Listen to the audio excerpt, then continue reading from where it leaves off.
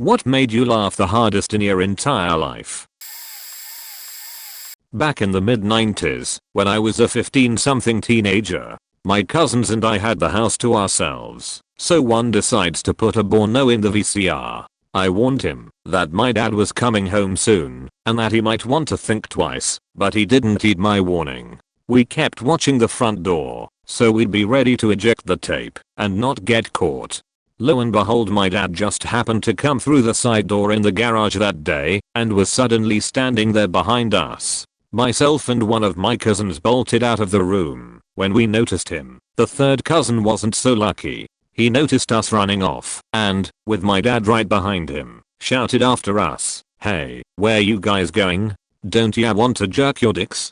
At that point I lost all feelings in my legs as I fell to the floor in laughter. I could still see my cousin through the hallway as he was slowly turning around and noticing my dad behind him, at which point he jumped back around, frantically trying to figure out how to turn off the VCR, but to no avail. It was one of those really old VCRs where stop and eject weren't on the front of the unit. He finally just dropped to his knees and tried hugging the TV to block the picture, crying that he was sorry.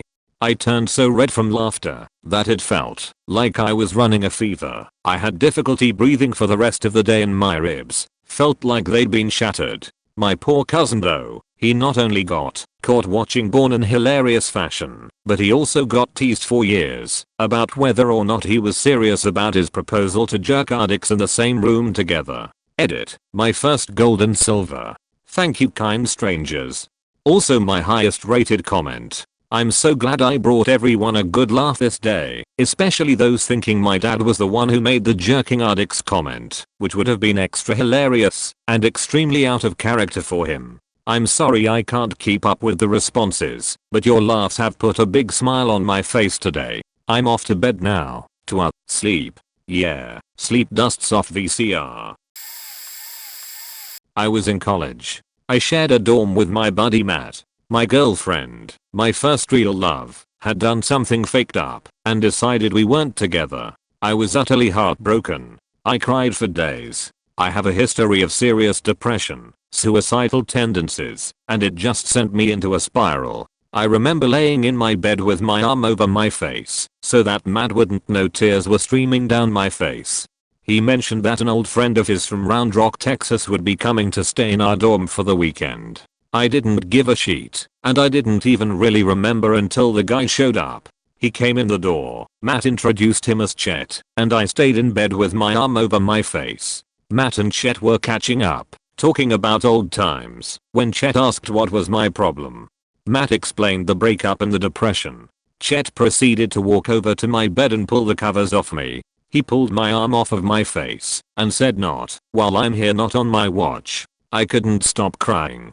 He dragged me out of bed and sat me down next to Matt. We just talked. He started telling jokes. I wish to God I could remember what he said.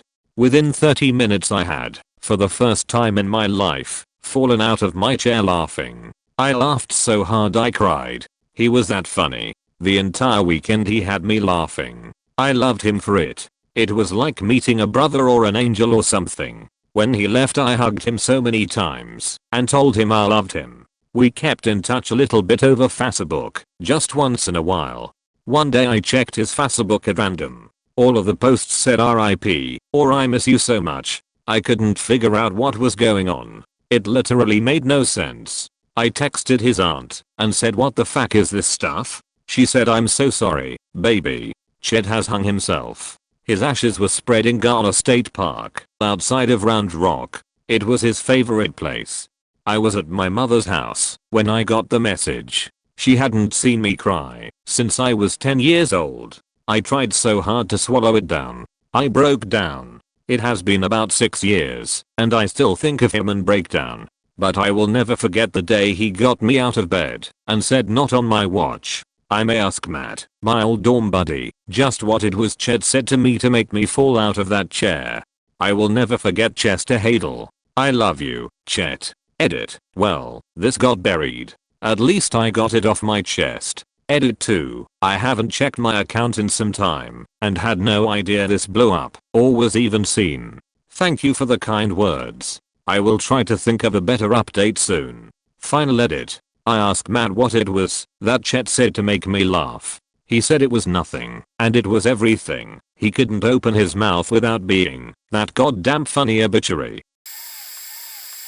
This school near my house had closed down, so me and my 4 brothers went there pretty frequently one summer and essentially made it our personal playground. One day we were there playing basketball, riding our skateboards and whatnot when a cop drives past the school and sees us messing around in there. Obviously we weren't supposed to be there, and we got spooked, so we bailed and went to hop the fence and run home. All my brothers can manage the fence well, and we are throwing our bikes over and trying to get the hell out of there before the cop turns the corner. He probably would have just told us to go home, but we were young and worried. As I turn to grab one of the bikes, I look over at my youngest brother, who was probably around 6 or 7 at the time, got himself caught on the fence as he was coming down. He managed to give himself the most ultimate wedgie I've ever seen. He wasn't holding himself up on anything, but he was suspended up in the air hanging by his underwear. All of us just stopped trying to rush home and started howling with laughter to the point where we could hardly help my screaming brother down from his wedgie. I still remember seeing his cheeks hanging out from his wedgie as he was crying, begging for help. Probably my favorite childhood memory. Edit. I told my brother, who got the wedgie, to guess what I wrote as the story. That made me laugh the hardest, and he guessed it on his first try. Haha, thanks for telling me all your wedgie escapades as well.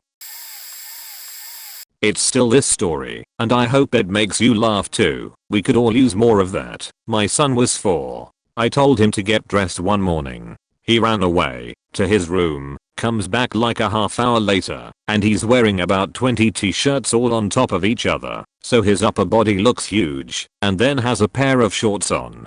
I tried not to laugh. Then he says, "Daddy, I put on my clothes and I have underwear on." And he had this sly grin. Obviously, he didn't have any on, and I don't know what the top part was about, so I said, "And how many shirts do you have on, buddy?" "Just one." So we played for a while, and finally he said he needed to go to the washroom. He walks out of the room. So I walk into the hallway, and it turns out he didn't close the door. He's got his pants around his ankles and he's peeing, standing up, which surprised me, but I noticed no underwear too. Plus his upper body looked huge. He was pretty funny to see. So I said, "Dude, you gotta close the door, especially since I saw you were lying about wearing underwear." He said, "No daddy, I'm wearing underwear, you just can't see them." So I said, "Sure you are," and closed the door for him. He comes back into the living room and proceeds to take off layer after layer of shirt, piling them on the floor. I was pretty much not sure what the hell he was up to, but he seemed to be having fun. Anyways, he puts like 20 or 25 shirts down and finally pulls off the second last one, and a faking pair of underwear fall out and on the floor, and he points at them and says, "See daddy, I was wearing underwear." I was dumbfounded. He still lied about having only one shirt on though. I nearly lost my mind laughing at my buddy's bachelor party late at night, sitting at a table after much drinking. One of his friends, who is a lawyer, shared a theory that he'd heard. All foods can be categorized into 4 groups: sandwich, salad, soup, or ravioli. In other words, by this definition, a taco would be a sandwich, carb used to hold ingredients, open edges, whereas a calzone or a Pop-Tart would be classified as a ravioli. This is obviously a ridiculous position, but most of us were used to this guy's nonsense. However, one of the other guys at the table is from New York and took issue with this. He had never met the lawyer before this weekend. Things started getting heated. The more upset at these categories the guy from New York became, the more the lawyer doubled down and gave increasingly preposterous explanations and logic. "What about spaghetti, you faker? Clearly a salad. It's tossed ingredients with a dressing." Meanwhile, the rest of us were starting to lose it at how upset the New Yorker was getting. It culminated in the guy from New York standing up out of his chair, slamming his hands against the table and passionately screaming, "Pizza is not a faking sandwich, goddammit," while the rest of us were crying laughing. Good times. Edit. You guys get it. The debate below about the various foods and how to categorize them is exactly the sort of discourse that precipitates people getting violent at bachelor parties. So at lunch in HS my friend group had one kid who was always the butt of the joke. Let's call him Simon. Simon always got made fun of because well, he was an awkward kid. There was only 4 of us, and sometimes Simon took it a little hard, so when walking with him to lunch I told him that he's gotta push back and not just take it all, nobody will respect him. I told him that when the other people bust his chops he's gotta say some shit back, and I'll back him up. We get to lunch, and I'm thinking I just imparted some great wisdom in this kid, when we see our buddies Parthik and Ranello laughing at some stupid joke. Simon, thinking they're laughing at him, stomps right up to them with a smile of malice on his face. "Something funny, Ranello," he says as Ranello is in hysterics. Simon then grabs his pizza stick, the lunch entree, dips it ketchup, and smears it all over Ranello's face. "You like that, you cheesy fuck?" Simon says. The hysterical laughter at the table, which was not directed at Simon before, now is. Ranello is now laughing at the absurdity of the situation, unable to get a word out, as Simon is molesting his face with a pizza stick, asking him if he's enjoying, as Ranello mouths the words "what the fuck?" between bouts of laughter. Eventually things calmed down, and they explained to Simon that they were not, in fact, laughing at him when he approached the table. Had a college choir teacher who used these weird analogies. Really talented but really weird analogies. She taught us to project a richer tone by using our sinuses rather than just our throat, by telling us to think of our heads as great big basketballs with air flowing through the basketball. "Okay lady, my head's a basketball?" Another time, we were doing a song with a lot of rubato. The tempo speeds up and slows down depending on artistic styling from the conductor. She told us to imagine we are batters at batting practice. The pitching machine doesn't pitch balls at the same tempo, or on game day, if the opposing team's pitcher pitches slightly faster or slower, we'll strike out. So watch her like a pitching machine. She never ever used the same analogy twice, except once. We had a regional competition coming up and everyone expected us to win. The director calls the dean and some college administration to come watch us practice. Choir teacher has us do sectionals, which means one person from every section steps forward to sing for the rest of the group. No hiding your flaws behind others. I was called forward to represent bass/baritone section. We are doing the song with rubato, and the whole group is behind. She's not working with us to help us catch up. She's making a show of going faster and faster. Finally she stops us. "You're not keeping up with me." I protest, "It feels like you're directing the song too fast." She points at me and sternly says, "Your balls don't come at the same time." Now here's the thing. This part wasn't what was so funny. This woman was just as sweet as can be, very prim and proper. She was very good at hosting dinners, very well spoken, not a dirty or edgy bone in her body. So I didn't get all juvenile. Had she been edgy, we'd have just had a chuckle and moved on. But instead I stood there like a dullard. Could she mean? No, not that. But, then what? I'm looking around at my peers and they're all kind of nodding in agreement. Yep, she's got a good point. The balls do not, in point of fact, come at the same time. True. Finally, I managed to croak out a very confused what? Her son was in the choir with us. God bless him. He knew what was going on in my shitty brain. And he tried to be discreet. He casually suggests, "She's, talking about the pitching machine." Relief washed over me. Of course. Now it all made sense.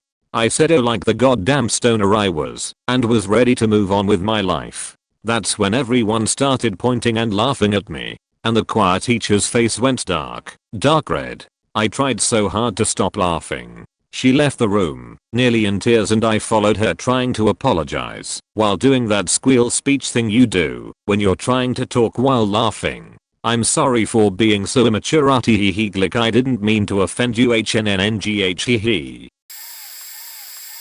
Back in my late teens, myself and a couple friends smoked a massive joint, and we got the munches. We are walking down the street at 2 AM in search of something that is open, and we see this convenience store. We walk in, baked out of our minds, and beeline for the candy/junk food aisle. Our heads are just exploding with the possibilities.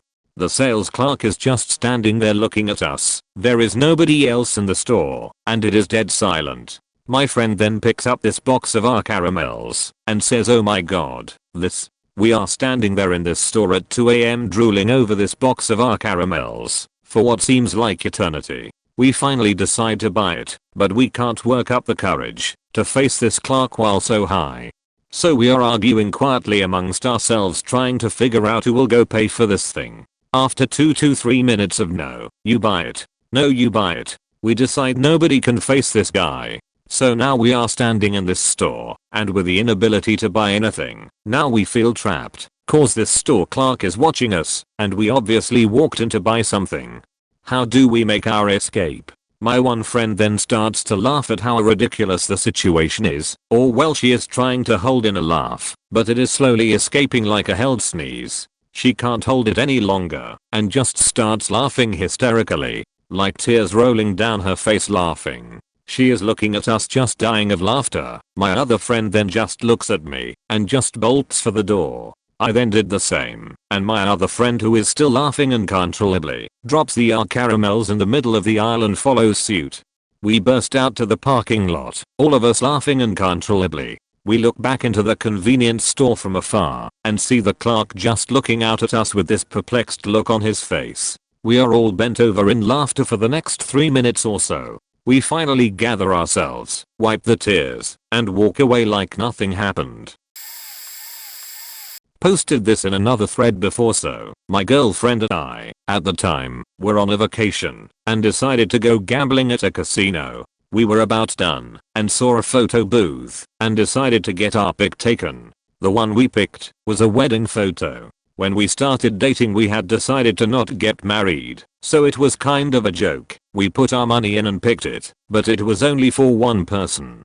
We were kind of disappointed as we wanted a fake wedding pic together. Instantly an idea came to mind. I said, I got this. Leaned over and held up my hand to the camera and gave it the finger. We kind of giggled about it until the photo printed out and we got a good look at it. So you have a wedding photo with the bride smiling wide and a groom with a hand giving the middle finger for the head. We immediately started cracking up and could not stop. We decided to call it a night and walk back to the car laughing harder than we both had ever before, with tears running down our face. Once we calmed down, we looked at the photo again and immediately started laughing again for another couple of minimum. We told a few people who had been pressuring us to get married that we had got married on our vacation and sent them the pic after they said congratulations and proceeded to laugh ours off. To this day it's still stuck to our fridge. We also got married a few years later. TLDR went into a photo booth and gave it the finger. One of our best photos came out and we laughed harder than we ever did. Maybe not the hardest I've laughed, but this one translates well to text and was still faking hilarious at the time. This was actually just about a month ago, mid-September. My roommates and I all smoke, them a bit more than me, and two of them were out on the porch with some other people. One of our friends walks in, saying that apparently my roommates were in a heated argument, but it turns out they were making a bet with each other. My friend, let's say Jay, bets my other friend, let's say Cole, $50, that Cole can't go an entire week without smoking or drinking, and Cole takes the bet. It goes Tuesday to Tuesday, and all is going well, barring a slightly agitated Cole.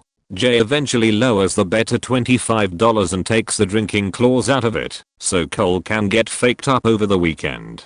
Monday night comes, and a total of like 6 of us are in our apartment, bowls and bongs packed, ready for the clock to strike midnight. When it does, the kitchen becomes foggier than Smogs's hole, and people are jetting jiggly and celebrating Cole's great feat. I mention how this feels like a sort of Passover holiday, and we all joke, questioning if this is how religions get started. We joke about Cole being our savior, and agree that we should celebrate this week every year. Well, Jay takes out his phone to put in a reminder, and the moment he sees his calendar, he starts to do that dry wee sort of startup laugh until he is full blown crying out of laughter. We all look at him to see what's up, and he just looks up and yells. It starts on 9/11. We were in absolute tears laughing, realizing that this truly was how religions were started. And I'll be damned if I don't celebrate that week of sobriety every year, god damn it. I was getting Mexican with my best friend and her new boyfriend. She was intensely into him and was still in the fluttery infatuation stage, so she was putting on her best face, dressing cute, saying all the right things, etc. Her boyfriend excuses himself to the restroom. Soon after she sneezes, hard and loud, right after she takes a massive bite of a bean burrito.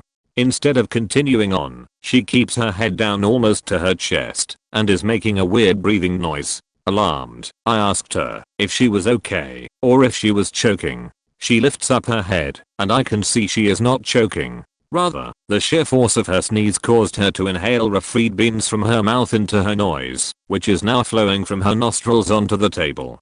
To top it off, her eyes are now huge with horror and confusion as she glances to the direction where her beau slipped off to, and I can tell she is praying he isn't on his way back. It takes me a few moments to understand what I'm seeing, but when I finally do, I burst out laughing. I'm no longer in charge of my body, I'm a slave to it now.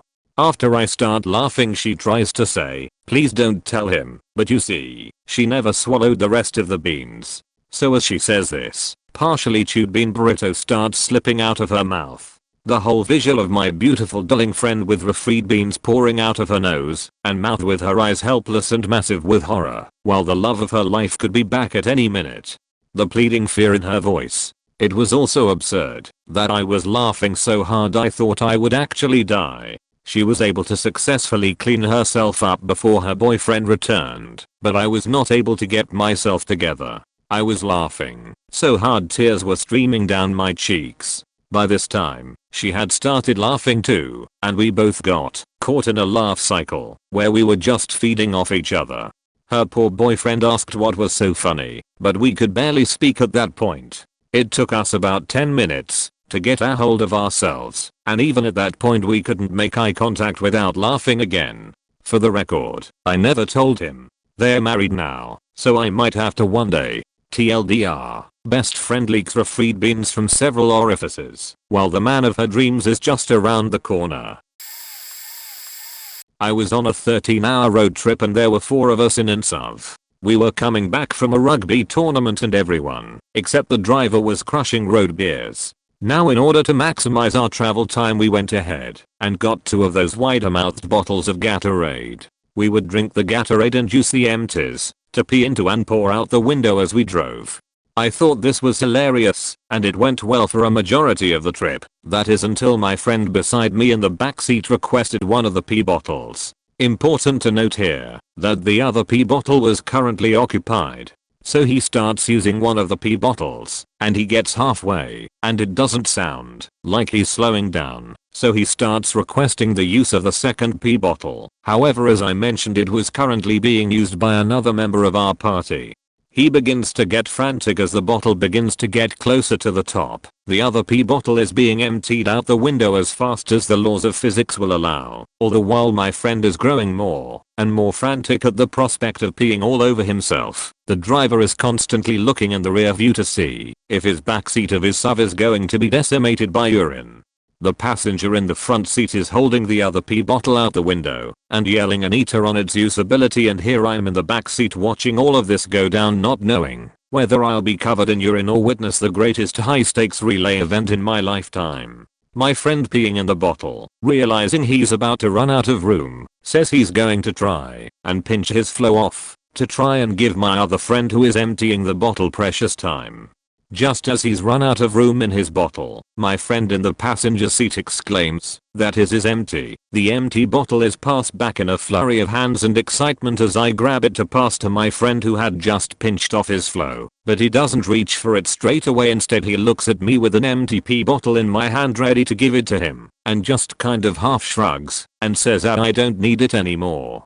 I pissed my pants. He then gestures down, and my eyes follow to a huge wet stain covering his underpants, completely soaked through the whole front, as if he went for a quick swim. Because of all the excitement and adrenaline and bizarreness of everything, we all just broke down laughing, and I laughed so hard my contacts fell out of my eyes. Still have never laughed so hard before, and I'm sorry if this didn't do it any justice. In my student house last year we ran out of toilet paper and were all way too lazy to go to the shop and buy some. so we just decided to use kitchen roll, which resulted in the toilet becoming very blocked. After deciding to just leave the blocked toilet to its own devices and see what happens, me and my best friend go for a night out, get stupid drunk and return home. My bedroom was next to the bathroom, so I could hear almost everything that went on in there, so very clearly heard my very hungover friend running into the bathroom, realizing the toilet was blocked, and kind of yelling in a crazed panicked way. He knocks on my door looking a little bit in pain, and asks how he should pup if the toilet is blocked. I reply with maybe in the garden, maybe into a bag.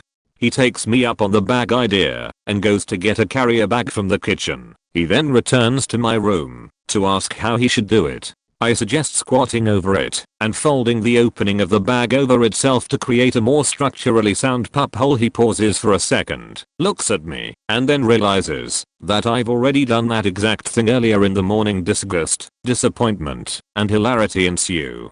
Friend then goes into the bathroom and locks the door. Obviously, he may as well not have, cause I can hear everything through the wall anyway. Every subtle moan and soft thud of pup on floor will forever be in my mind. When he's finished, he walks out of the bathroom with a small blue carrier bag full of pup. We are both crying at this point, either tears of laughter or repulsion. We spend a good amount of time discussing how best to dispose of his pup bag. Mine was stealthily chucked in a neighbor's bin. After a while of him faking with me by almost swaying his pup bag into my face and us both running around the house, he decides to throw it away. He opens the front door, revealing the pup bag to the world and the postman, who is literally right outside our door. I still crack the fuck up about this on a regular basis. I have a picture of friend proudly holding his pup bag, but I have vowed to never let it see the wider world. Very late to the party here, but here goes. I live with my boyfriend, and around a year ago we'd invited my 6-year-old brother to stay the night and have an epic sleepover. This was the first time we'd ever had him overnight, and it was awesome. Anyway, my mother neglected to tell me that my brother often will get up in the middle of the night and climb into bed with her. No crying or nightmares, he just enjoys a midnight cuddle. So, my brother is sleeping in our spare room. My boyfriend and I are now fast asleep in our own room. It must be around 2 AM. My boyfriend is lying on his side, facing the open bedroom door that looks directly into the landing. My brother's spare room had these pink/red fairy lights on, and as I'd left his door open, it had illuminated the whole of the upstairs in a low red glow. So, we're all fast asleep. I then suddenly am jolted awake by horrendously, ear-piercingly, high-pitched screams of utter terror. I'd say they lasted around 6 seconds. I jump up, trembling, to find my boyfriend wailing like Marv off Home Alone when the spider gets put on his face. I'm screaming, "What's wrong? What's happening?" I have never heard this noise come from this man in all our 5 years together. Ever. He suddenly stops and says, "Oh, hey Marta Pop's brother, calm as can be." I see my little brother standing in the hallway with the most sheet-eating grin. So, he'd woken up in the middle of the night to come into our room and saw my boyfriend first. He'd began whispering my boyfriend's name whilst standing outside our door with an ominous, deathly, almost hellish glow lighting him. So in my boyfriend's days, he saw the silhouette of a small demon, no distinguishable facial features, which is why he began to scream those death note screams of hysteria and terror. Once I pieced everything together, coupled with my brother's utter delight at the situation, I lost it. I absolutely started to wail with laughter, ears streaming. Then my brother started laughing, and once the color returned to his face, my partner started to laugh. I pulled my baby brother into the bed, and the fallen adrenaline rush made my partner fall straight back to sleep. But my brother and I lay there suppressing tears of laughter for a good half hour. Each time one of us would get it together and get quiet, the other would start all over again. Easily one of the funniest faking experiences of my life. I wish his screams were recorded. A few years back, I was in a small bubble tea shop with my girlfriend and a friend hanging out. While we were there was another couple who was looked to be on a study date or just hanging out. There's no one else there other than us and the people working. I'm the only one sitting to face them. As the evening passes, the other couple try their hand at those electronic dart games. It's basically just a regular dartboard, but with special darts that stick into an electronic rubber board that tracks your score. The girl has no idea how to play darts, so her date shows her by throwing a few as an example. After a bit, she gets the courage to try it out. She gets ready, winds up, and releases. Wham! She throws the dart right at the bottom of the hollow plastic machine with the hardest throw she could muster. She made it look like she was real angry at that machine for hurting her family. That noise was so loud, everyone there turned to look, but didn't want to make a big deal, because we could all see that it was her first time. I laugh a little bit, and my girlfriend takes notice. Not to be discouraged, her date asks her to try again, but maybe to aim a little higher this time. Again, she winds up and releases. Wham! Again, she misses her target, only this time, she hit the sign at the very top of the machine. I'm sure she felt a little embarrassed and stopped. At the time, I felt bad for trying to stifle the biggest laugh I've ever had, because it was a small store and mostly quiet, but goddamn did I nearly piss myself laughing. And of course, all of this happens in the 2 minutes that my friend goes to the washroom. Not only did I have to control one of the biggest laughs in my life, I had to explain what happened to my friend about 2 minutes after I could speak again without crying of laughter. TLDR, girl hits 2 beautifully executed bullseyes. I know I'm late, but this story still makes me laugh so hard I can hardly tell it. One night I was spending the night in my parents' trailer. I was visiting from college and my dog lived with them at the time, so he generally slept with me while I was there. The layout of the trailer is simple. On one side is a living room with 2 recliners, a couch, and a TV. Crammed next to that area is a small round table with 3 chairs and a minuscule kitchen. Then there's a step and a ridiculously tiny bathroom, and then the bedroom. That night I had walked the dog and we both piled onto the couch to sleep. Within a few hours, I woke up to my dad's voice and a raunchy, disgusting scent. "Did you fetched? Or did you sheet?" he asked, and I realized my dog was missing. I heard the bed creak, and my dad get out of bed, and almost immediately, in the most deadpan and broken tone, he goes, "Oh, my god." At this point I was still lying on the couch in the dark, so my dad assumed I was asleep, and told me to get up, coughing and between more exclamations of "oh my god." Half asleep, I asked what was wrong. As it turned out, my dog had gotten an upset stomach and spewed liquid sheet all over the kitchen linoleum. He's part lab, boxer, and pit bull, so he is not a small boy, and apparently his bowels were endless. It smelled like absolute death, like a corpse covered in vomit, was sitting in the sun for hours on end. The floor was totally covered.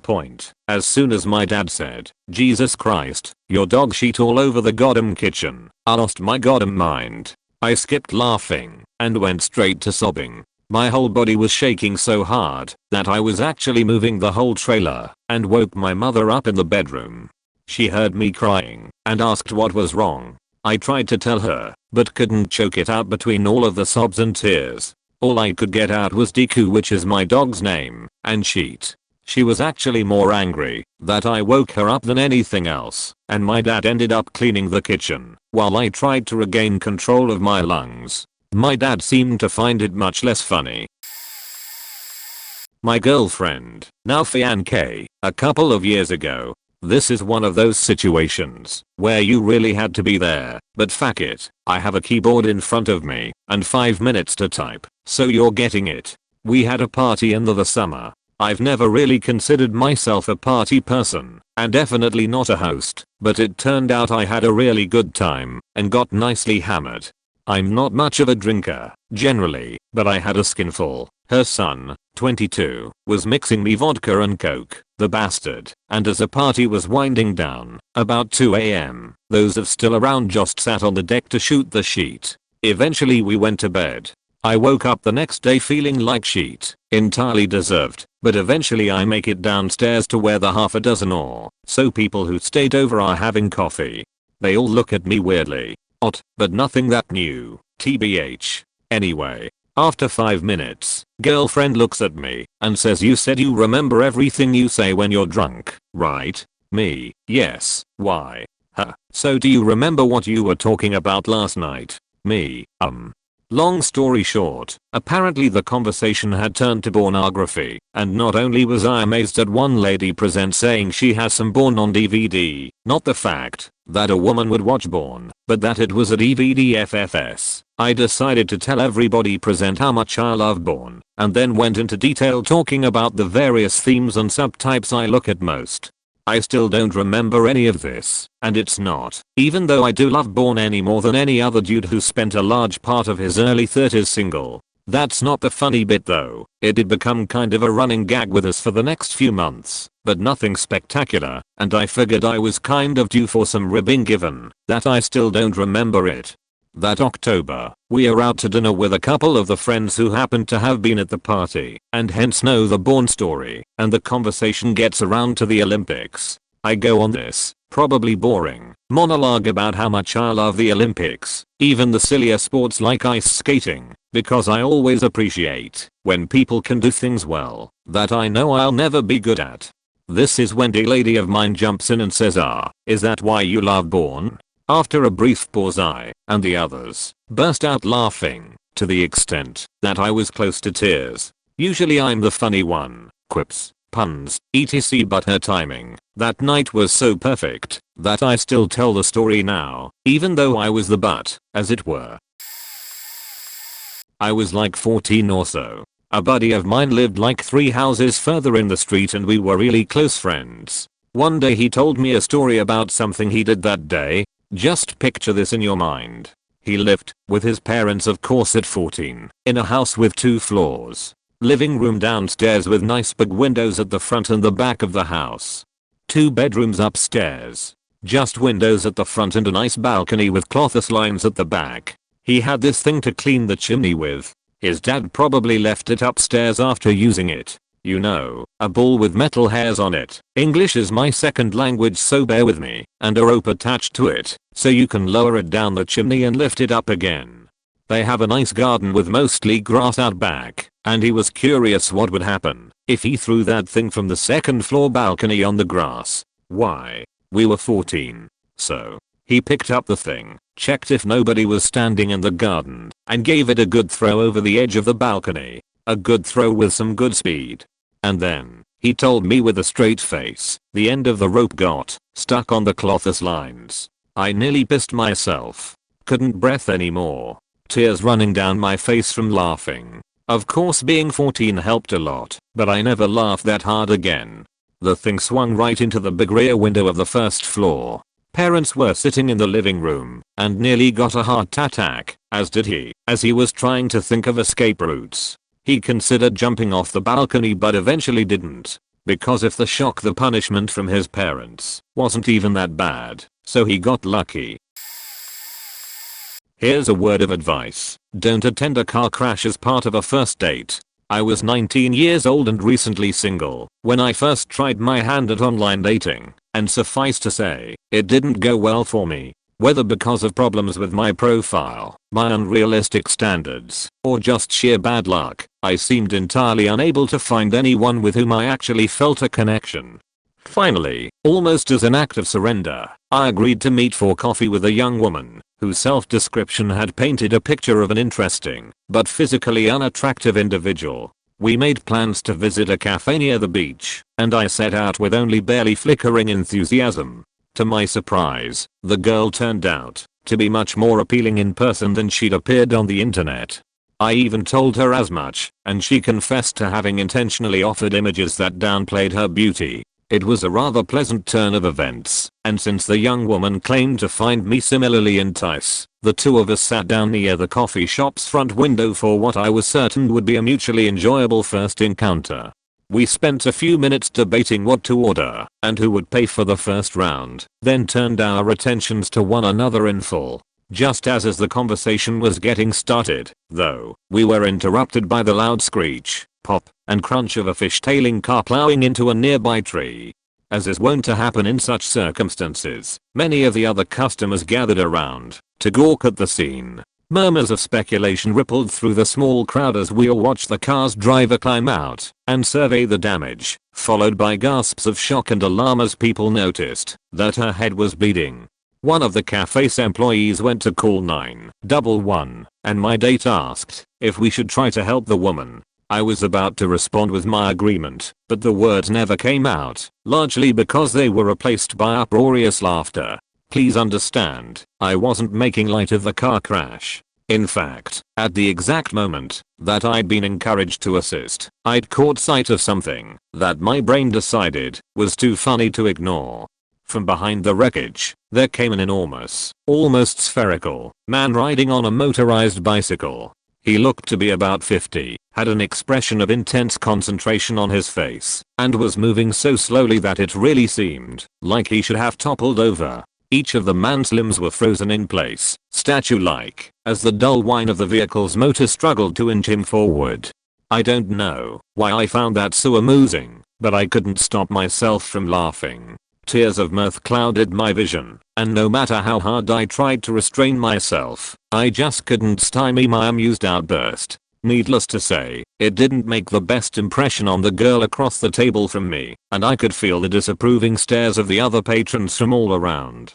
I did finally manage to explain what had caused me to break down like I had, but I'm not convinced that the young woman believed me. We didn't have a second date, but to be honest, I still chuckle to myself when I picture the man on his moped. TLDR, my first date with a girl was a literal car wreck, but it also gave me my funniest memory. I was hanging with a friend and we were joking and talking about how silly it is when it's considered a faux pas to wear a brown belt with black slacks. We have this other running joke that I had a tail that was surgically removed when I was a baby because I have a little dent right at the end of my spine. Weird joke, I know, but funny to us. Suddenly I start losing it and can't explain why. I have this vivid image in my head that is cracking me up, and every time I try to stop and explain I look at his confused face and laugh even harder. I'm actually crying laughing, which I don't think I've ever done before. Anyways, so what I've been picturing is this guy hanging out with his buddies at the office near a water cooler. Some of the dudes start smirking about how this guy has a brown belt with black slacks and think they've got a great put down on him. But the guy is just like, oh nah guys, total misunderstanding. This is just my tail. And then he shows everyone and they're like. I eventually got it together enough to explain, and he didn't think it was as funny as I did, but he enjoyed how much I was enjoying myself. It doesn't make sense and it's probably completely ridiculous to read, because it's ridiculous to write. But that was the hardest I've ever laughed, and even writing it now has me smiling. Me and my little brother and older sister were with my parents visiting my grandparents. It had just snowed. We wanted to get my mischievous grandpa back for nailing us with hard, frozen snowballs the previous snowy visit the year before. We devised a plan to get him outside and vulnerable. We lied and said we heard a water leak outside by the front part of the house. Thanks Dad for the tip. It worked like a charm. I remember vividly exclaiming, "I hear water leaking outside," and my grandpa's gruff voice barking out, "Where?" from another room as he scrambled to get his shoes on. I got him outside in the front yard and surprisingly he bent over to better check his water hose spigot in the bushes. My sister and brother came from the side of the house with tons of snowballs in their hands. We got a few good hits in before he could realize the ambush unfolding before him. As he quickly retreated up the front porch steps, he snarled, "You little snots." My sister got a snowball right on his butt, and I will forever have ingrained in my memory the day grandpa got hit with a snowball in the ass and looked like a goddamn bunny rabbit.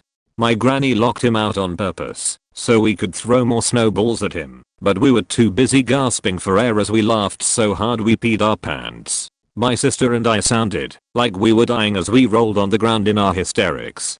My little brother continued like the good soldier he was, throwing as best as he could as grandpa fumbled for his front door keys. What was the most impressive was that despite the situation grandpa was in, being locked out and fumbling for his keys to get inside, he still had enough sense to stomp the snow off his feet before entering the house. I can't be sure, but I think I was around 11 years old.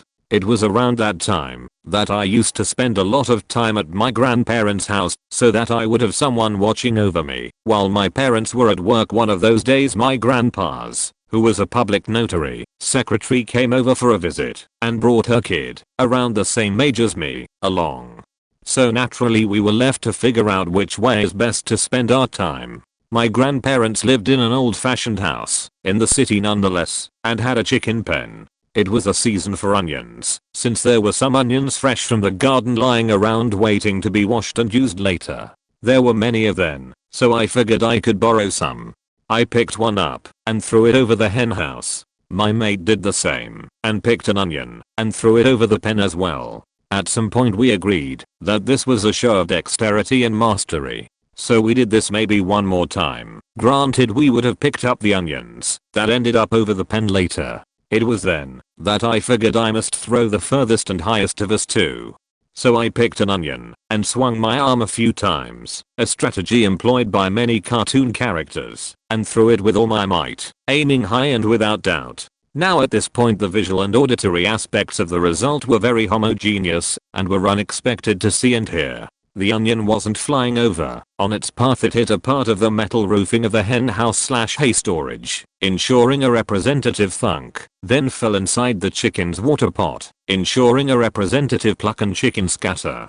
I turned around and saw my friend holding his waist and falling to the ground. I followed his reaction. It was a magnificently built up attempt that failed both our expectations apparently. Secondly, birds probably have a sense of collective awareness that they employ mid-flight. If a bird sees danger and can act to avoid it, but the others can't see it, they will assume the threat anyway and follow the response of that first bird.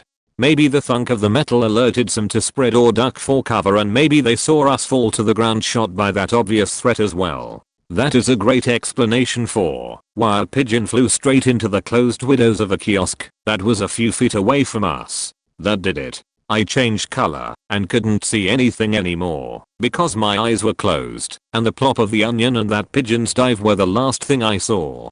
Grandma came to check on us and asked what had happened. As I was explaining, I was regaining my lost composure. I can feel the blood rush and all around just joyous feeling to this day. That has to be one of my most hilarious experiences. When I was back in university, I went on a charity hitchhike across Europe with a friend. Near the end of our trip, heading for Marrakesh, we decided to stop in Gibraltar and go up to the top of the rock. As we pay admission and head up, the woman at the counter warns us that the monkeys are pretty fearless and will grab anything that looks like it may contain food.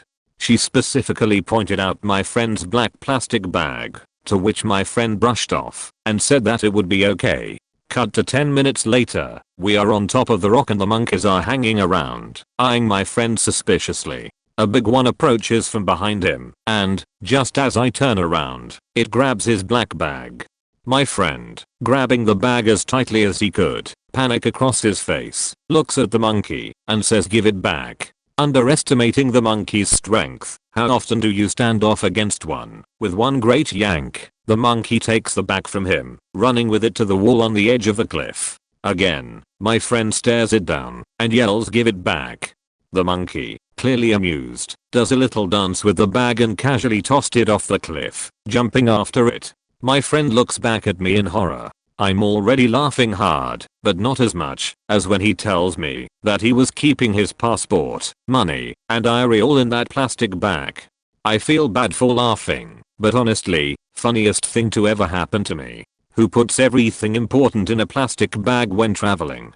Cut to 10 minutes later, he literally scaled a wall and managed to retrieve the torn up contents of the bag. Passport made it back pretty intact, but a record he had in the bag has a monkey bite shaped piece missing. Mid 2000s, I was 16 years old, and I was with two of my high school friends who were both my age. Like most 16-year-olds, we had just gotten our licenses, and so we spent most weekends just driving around. My cousin is driving his '95 Camry, I'm in the passenger seat, and my other friend was in the passenger side back seat, right behind me. This friend was that one guy that almost every friend group has. He was the Kenny, South Park, of the group. Broken home, pretty poor, had his first beer at 8, and spent most afternoons after elementary school watching MTV, and that one fuzzy bad signal born station that came on TV. Beavis and Butthead raised this guy. We are driving through random neighbors just chillin', when all of a sudden my buddy in the back says, "Dude, what's today?" UHH, Thursday. Why? We replied. He then says, with the excitement of a child waking up to realize it's Christmas morning, "Tomorrow's trash day. Pull over." So my cousin pulls over in front of this house. It's like 11 at night. My buddy in the back rolls down his window, sticks his arm out, and grabs the handle of this trash can. Being that the next day was trash pickup day, all the cans, which are big and green, and have 2 wheels and a handle, are full of trash, and at the street, weighing prob 200 pounds easy. He then tells my cousin to start driving. He gets up to maybe 35 miles per hour in this neighborhood. My buddy tells him to get closer to the curb. My buddy waits for the perfect moment, and let's go. Caplo. RIP mailbox. This thing coasts perfectly for a few feet right into it, which soon becomes airborne. Trash erupts everywhere. The sound was sensational. Kinda like when someone gets rocked in the face by a dodgeball and you hear that perfect bruising. It was awesome. Shit is everywhere, and the mailbox flies like 10 feet. I've never laughed so hard in my life. I thought I was going to choke. I thought my cousin was going to wreck, because he too was so caught by surprise and laughing. We returned the next morning around 8:30, and actually saw the homie Arwanas outside, with all their neighbors standing there with that perfect what in the fuck face. My cousin and I felt kinda bad, especially since the one mailbox was totally destroyed, but man, that was hilarious. I still think about it when I'm having a bad day. My first real job was at a gas station that my best friend worked at, and his dad was the manager. His dad hired a new guy to replace him as he was retiring, and the new guy was a terrible drunk. The station went downhill fast, and even the owner stopped giving a shit. We decided to pitch the idea of having it open 24/7 on Friday and Saturday nights. We were right off the highway and everyone in the area loved the idea.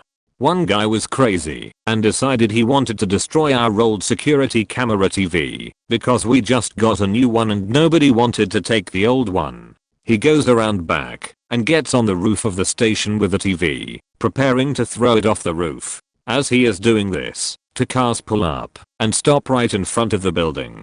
2 girls get out and go inside.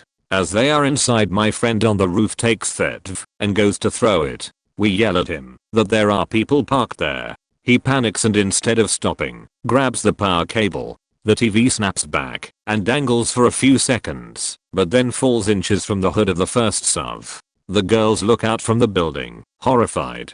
I'm rolling around in the parking lot laughing so hard that I can't breathe and almost pass out. The girls run out, get in their SUVs and drive off. The guy on the roof is laughing like an asshole and the guy working the counter comes out laughing. He said that they were asking if they could park one of their cars there overnight. As soon as the TV hit the ground, the girl asking said holy fuck run, and they took off. One of the best gas station nights of my life. I'm prone to laughing fits. It's often a forgettable joke that sets it off. My first memorable laughing fit was when I was 13, watching The Simpsons. Mr. Burns attempted to throw a smoke grenade. It landed about a foot in front of him and went off. It cuts away, and then cuts back to Smithers readying and throwing a new grenade whilst Mr. Burns is high on smoke fumes, singing. I was walking through the gas one day. That had me down for about half an hour. Other jokes were during various films and TV shows. In Captain America, when Howard Stark is testing an infinity stone, and it blasts him across the room. He then exclaims, "Write that down." I embarrass my then girlfriend by laughing on and off for the next 15 minutes. People were getting angry as I desperately tried and failed to stop.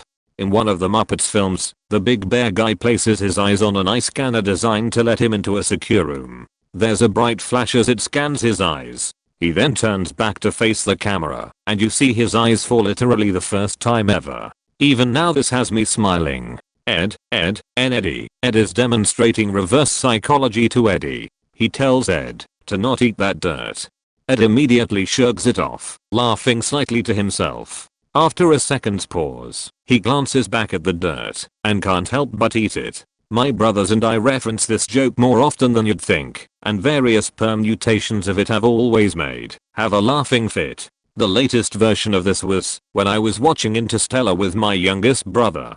We had just started the scene where the ship is approaching the wormhole to depart into a distant solar system. My brother then said, "Now Ed, don't you lick that wormhole," and then did the signature laugh that Ed replies with. That once again got me for about 20 minutes. My absolute worst experience with a laughing fit, and pretty bad experience in general, was when I was on a first date. We made plans to go see X-Men: Apocalypse. Upon arriving at the cinema, we discovered it had stopped playing the day previous, so we elected to go watch Finding Dory. At the point in the film where the octopus is slinking around the room, he descends into a sink and then reaches up from the sink to flip a switch. The switch activates a garbage disposal, and he quickly lets out a surprised yelp before turning it back off. I spent about half an hour trying to stifle my laughter as my date stared in disbelief at how long I was laughing for. There was not a second date. At a music festival, Hurricane Festival in Germany, a dude climbed the row of porta potties and started running along the roofs. The crowd was cheering him on. The roofs were really wobbly below his feet because they are made out of thin plastic. At 2/3 of the row he crashed through the roof into the porta potty. For 2 seconds nothing happens, then the door of the porta potty swings wide open and a screaming lady with pants down to her ankles comes running out of the porta potty, running away to the left. He comes out and runs to the right. Everybody was laughing like crazy, and 10 minutes after that, a guy tried to jump a hip-high wall, which, on the other side, all guys had used to pee against. There was a lake of piss on the other side. He jumped up the wall, misses the step, his body crashes against the wall, and due to his momentum and the low height of the wall did act as a lever point, and he flips above the wall, headfirst into the piss lake. The lake was far bigger than the length of his body, and he was completely soaked.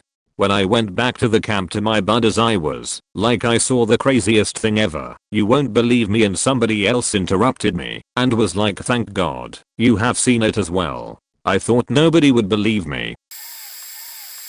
One of my old coworkers and good friend was infamous for the most putrid smelling fatchts imaginable. When we went to school together, he would fatcht in the hallway and the smell would travel across the entire floor. It would clear some people out of their dorm rooms, and others that were in the hallway would run downstairs to get away.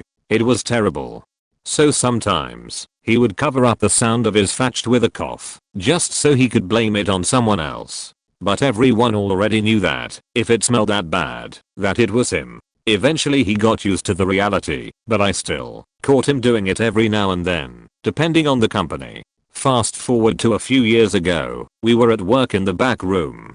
Our supervisor was telling us how to complete the task he gave us when I hear a gut-wrenching, sloppy suppy mud pile of sheet explode out of my buddy's hole. My eyes dart to his, and he slowly turns towards me and looks me in the eye. Everyone got silent. Then he took his hand and curled it into a fist, all while maintaining eye contact with me, then brought the fist to his mouth and daintily coughed. It was at that moment I believed I would actually die. My knees buckled, and I was on the floor laughing so hard and loud that people stopped by to see if I needed help. I was crying. Snot was coming out my nose. I was losing my mind. Funniest experience of my life. Many years ago, when I was younger, a friend decided on a rather hot summer's day to have a BBQ for myself and a bunch of our friends in the back garden of his mum's house. For the majority of the time we were being annoyed by random wasps that had made a nest in a 6 feet tall hedge in his front garden. So after a few hours of heavy drinking, the men of the group decided the best course of action was to attack and destroy the nest with an aerosol cannon lighter. No one seemed to have the guts to get close to the wasps without fear of getting stung, so with the permission of the homie Arwana's son, I stepped up to the plate. Unbeknownst to me, the inside of the hedge was dry and barren wasteland of dead wood. One quick spray of flame and the whole faking thing lit up like a bonfire doused in petrol. In an absolute panic we drunkenly attempted to try get some buckets of water to throw over it, however it proved useless. Someone thankfully had the sense to phone the fire brigade, and then all we could do was stand and watch this inferno, praying that it didn't cross to the house, which was only meters away. The crackling sound this thing gave off coupled with our panicked shouting ended up attracting quite a few of the neighbors, and at one point a guy who lived in the same row of houses looked out of his front door, darted back in, and then almost immediately shot back out with a kid under each arm, and moved them to a safe distance. Fire brigade showed up not long after, and put the fire out. No damage to anything, except the hedge, and no one was injured thankfully, although the fire chief tore us all a new one, after he was informed of what had happened. Once everything had calmed down we sat, and laughed for about an hour straight reminiscing, and even to this day I laugh thinking about it. Maybe not in my entire life, but definitely the hardest I've laughed recently. I work for a university that is always undergoing some kind of construction. A few months ago, they tore down an old engineering building to make room for a new one. In a cornerstone of the old one, there was a time capsule from 1906. It was hyped up all week, then they did an FB Live video to reveal the contents. At least 2 of the 3 people presenting it knew before the reveal what the contents looked like, which makes what happened funnier in my opinion. The 3 presenters, a library employee, the university archivist, and a history professor, spent 7 minutes discussing the box, how it was soldered shut, how it was made of lead, how it looked great for being 112 years old. Then finally, the big reveal. And it was, drumroll please, 0.112-year-old papers and pictures that had disintegrated into nothing, all covered with a green goo. Hooray. At this point I started cracking up in my office, and the comments left on the video made me laugh harder. So many people, mostly alumni I think, were so mad that the university built up this whole thing, and it turned out to be full of moldy and tashayable paper.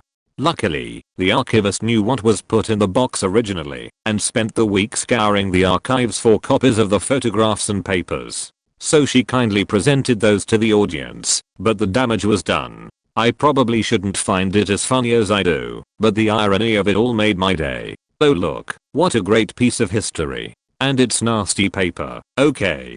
Never mind. Pick of the unveiling.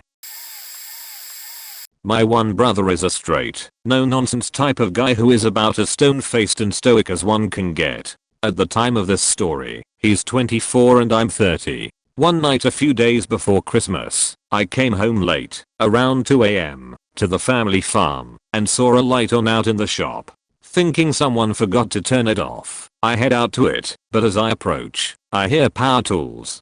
So I step inside, and see the back of my brother's head on the other side of a tractor. He was still awake working on Christmas gifts. I close the shop door, and realize he probably didn't hear me coming due to the tools, because he didn't turn his head or anything. So I crouch, and approach from the opposite side of the tractor, staying behind the wheels, and wait. As soon as he turns off the tool he's using, I call his name using the scratchiest, most guttural voice I can muster. No reaction. After a couple seconds I wonder if he heard me, but then he comes around the side of the tractor. He's got a hammer raised in one hand, his eyes are the size of dinner plates, and his expression is one of abject fear. He then sees me, and we stare at each other for a second, before I burst out laughing, and he lowers hammer and flushes red. I'm laughing tears so hard that I fall into a chair, because I can't stand. Brother is just standing there glaring at me with his jaw set to one side with the okay, you got me look, and this just makes me laugh even harder. Took a few minutes to get it all out of my system. A half dozen of us are hanging out at night with a spray bottle filled with rubbing alcohol and a lighter. We each take turns spraying one hand and setting it on fire with the other. It looks really cool 10 or so seconds in the fire either runs out of fuel or a quick wave of the hand puts out the fire before it burns. One guy is manning a video camera and simply refuses to participate. This in itself is already funny because he fancies himself the tough guy of the group. After watching the video footage and the rest of us going on about how cool it was, he decides to do it. He doesn't listen to any advice we give him and soaks his hand and most of his forearm in more alcohol than the rest of us used combined. He lights it up and his arms from the elbow down bursts into a flame. It does look amazing. He strikes a menacing pose, his eyes widen, and the adrenaline rush he gets is obvious. Remember the part earlier where I said we all did it for about 10 seconds? He's so pumped He gets about 15 seconds and the pain hits him all at once. He starts hopping around and flailing his arms wildly while hooting and hollering. Instead of the fire going out instantly, flaming streams of alcohol just launch off this arms wildly into the night. A few seconds later he smothers the fire with this other rum and the rest of us are doubled over or rolling on the floor with laughter. We just couldn't stop laughing about for the rest of the night. A day later he accidentally lost the footage. Aside from his pride and his now hairless arm, he was uninjured. This joke. 3 guys are hiking through the woods. When they find a lamp, one of them picks it up, rubs it, and out pops a genie. It booms, "You have finally freed me after all these years, so I'll grant each one of you 3 wishes." The first guy immediately blurts out, "I want $1 billion. Poof. He's holding a printout that shows his account balance is now in fact 1,003,50. The second man thinks for a bit, then says, "I want to be the richest man alive." Poof. He's holding papers showing his net worth is now well over 100 billion. The third guy thinks even longer about his wish, then says, "I want my left arm to rotate clockwise for the rest of my life." Poof. His arm starts rotating. The genie tells them it's time for their second wish. First guy says, "I want to be married to the most beautiful woman on earth." Poof. A stunning beauty wraps herself around his arm. Second guy says, "I want to be good looking and charismatic, so I can have every girl I want." Poof. His looks change, and the first guy's wife immediately starts flirting with him. Third guy says, "I want my right arm to rotate counterclockwise until I die." Poof. Now both his arms are rotating in opposite directions. The genie tells them to think very carefully about their third wish. First guy does, and after a while says, "I never want to become sick or injured. I want to stay healthy until I die." Poof. His complexion improves, his acne is gone, and his knees don't bother him anymore. Second guy says, "I never want to grow old. I want to stay 29 forever." Poof. He looks younger already. Third guy smiles triumphantly and says, "My last wish is for my head to nod back and forth." Poof. He's now nodding his head and still flailing his arms around. The genie wishes them good luck, disappears, and the men soon go their separate ways. Many years later they meet again and chat about how things have been going. First guy is ecstatic. "I've invested the money and multiplied it many times over, so me and my family will be among the richest of the rich pretty much forever. My wife is a freak in the sheets, and I've never gotten so much as a cold in all these years."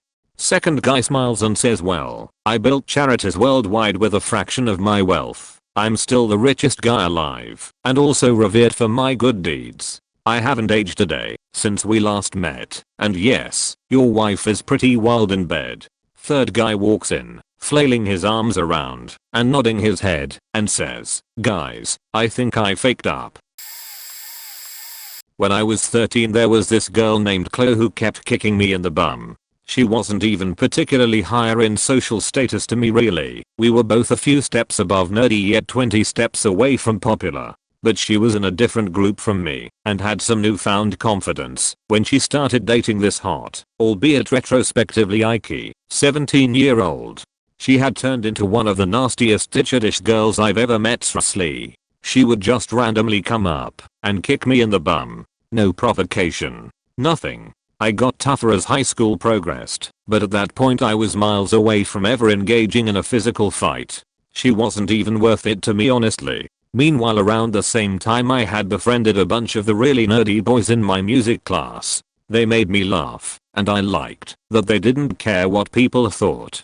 Anyway, one of these boys was a little guy named Leslie. He was only 18 months younger than us all, had been skipped ahead a grade so was a foot shorter than everyone. Even his friends made fun of him. He was just so little. He was also a crier. He just couldn't keep the tears in when someone was mean. He never stood up to anyone to the point where I was like, "Leslie, you gotta stand up for yourself mate."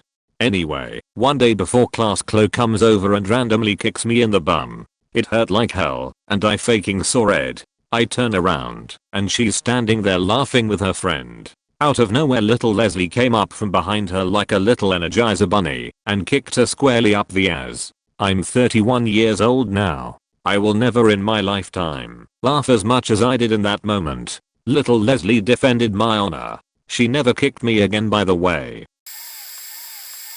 This may be a you had to have been there moment lol, but I'm going to tell it anyway, because it was genuinely the hardest I've ever laughed. I was at my boyfriend's parents' house, and his parents were kind of complaining about how clumsy their son was to me. They were laughing about it, but they were genuine concerns. I was defending him, but secretly in agreement.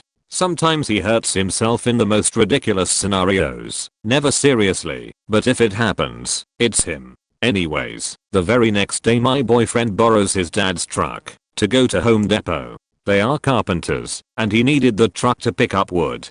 My boyfriend, after loading the bed of the truck, goes to step into the driver's side, somehow slips, goes to fall, and decides to grab the light/turn signal stick, the most delicate thing on the car, to catch his fall and snaps it clean off. The car is now stuck with the left turn signal on. He gets home with the piece of stick in his pocket and proceeds to tell his parents what happened. They seem confused until he pulls the stick out from his pocket. His dad got so mad and his mom burst into howl laughs. I didn't want to. I really felt bad because it's a brand new truck, but I cried laughing. I did that scream laugh thing where you eventually cry and lose your breath. The more I laughed, the more his mom laughed. It went on forever. My boyfriend is also quiet and very sweet, so the way he told his dad was just so freaking funny. Poor guy. Anyways, it's been fixed, but his dad was really embarrassed to have to go in and have it fixed after just picking it up a month prior.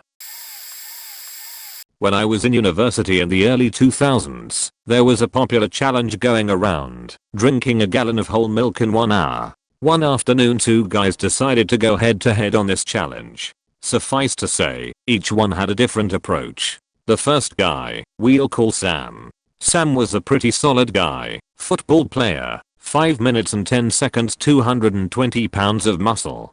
Sam's strategy was to drink as much milk as quickly as possible and then spread the rest out through the hour.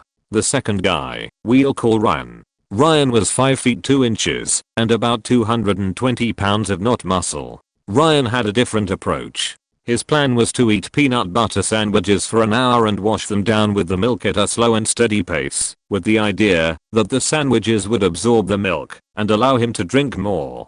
The clock started ticking and Sam, true to plan, quickly down at the first pint of milk. Ryan began to sip on his first glass of milk while eating his PB sandwiches.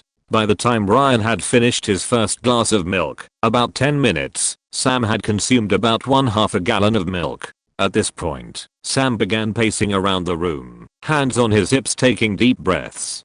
Ryan continued to chip away and finished his second glass. At about the halfway point, Sam was feeling good enough to try and chug another glass of milk, and so he did. After doing so, he wasn't feeling so great and immediately went over to a garbage can, hands on his knees, breathing heavily, all the while Ryan was continuing to sip on his milk and eat his PB sandwiches. After a few minutes, Sam began retch and eventually spew a mighty stream of milk into the garbage can. Ryan, ever the humanitarian and concerned for his friend's well-being, got up and walked over towards Sam. As he approached, he caught a whiff of vomit from the garbage can and dry heaved. After a couple more heaves, the last heave was not dry, and he began to throw up in the garbage can, which in turn caused Sam to vomit wave after wave of milky vomit into the garbage can. At this point, those in the room were beside themselves with laughter. Every detail was hilarious, from the juxtaposition of their physiques to how their strategies and behaviors during the challenge were so true to who they were. The sound of the two of them puking their guts out, both having utterly failed the challenge with 2 hopeless strategies, was, by far, the funniest thing I have ever witnessed, and I've never laughed so hard in my life. I was at Glade Festival, used to be a stage at Glastonbury, but branched off into its own thing. Played techno, pay trance, breakbeat. Now on the last day of the festival, the new bill criminalizing the sale, use and possession of magic mushrooms came into effect, so the stalls and sellers dropped the prices until at midnight. They were literally giving away free magic mushrooms. So we made the most of it. The funny bit was this glow stick war that was going on between some punters in the festival camping grounds and some crusties that had camped outside. One team had a count of 3, 2, 1 and simultaneously launched dozens of fistfuls of glow sticks over the fence. Then the other team would scurry round collecting them for a few minutes until you heard the 3, 2, 1 from the other team, and then a cascade of glow sticks rained down back on this side of the fence. I think pretty much everyone had taken advantage of the free mushrooms, but observing this spectacle of neon rain and the joy and the all-round atmosphere was just terrific. I ended up kneeling on the ground. A clump of grass was in each hand, howling and crying with unrestrained joy and laughter, tears pouring down my face. I can't quite believe it now, the amount of free psychedelics on offer, but it was more than people could eat. 3 friends and I went to this cave about a mile out of town. We made it to the cave at about 11 AM on a Tuesday, so nobody was there, a very rare occurrence at this cave. We took this chance to smoke some pot. We could hotbox in this enclosed part of the cave. We used our backpacks to block up the entrance and lit up. 2 guys only took a few puffs of a joint and left. They went deeper into the cave, while one friend and I smoked a few grams before moving on. Going through the cave became a challenge after that. We got some good laughs out of people banging their heads on the roof or tripping on rocks, but the funniest part was when we were out of the cave. The 2 friends who weren't high, or at least not very high, decided they were going to play a game with the one guy's car. One guy would stay on top and the other would drive around sporadically trying to knock the guy on top off. Watching this knocked my friend and I on ours laughing. The guy on top screaming, the crappy Subaru bouncing around on the uneven desert ground. Killed me especially. I don't smoke as often as my friend, so I have little to no tolerance. So that probably made it funnier than it really was. If I was sober, I'd probably be scared the guy on top was going to die. TLDR, watched a guy try to knock another guy off his car while I was high AF. Earlier this year, I was dicking around on YouTube at home as I was pre-gaming on a Friday night, before I was going to go out to the bars. I watch one of those stupid Vine compilations and find a clip in there of what turns out to be a line from Brandon Rogers' Angry Office. Realizing that has to be from something, I look that up and find his channel. I had seen him in passing on YouTube and that Try Me Beach meme, but never actually watched his stuff before. Long story short, it is the funniest shit I have ever seen, and I proceed to binge about 30 of his videos over the course of about 3 to 4 hours, while having about as many homemade screwdrivers in the process. Everything is getting funnier as I get drunker, and no, I didn't make it out that night. Zero regrets. Fast forward to the end of this, and I find Darlene is spiritual. I'm so far gone that the opening line makes me laugh for about 5 minutes straight, so I knew this was a good one. Every damn line makes me laugh to the point where I have to pause it because I'm laughing so hard I can't hear. Then we get to the character arc C, described as Sech addict, likes pink.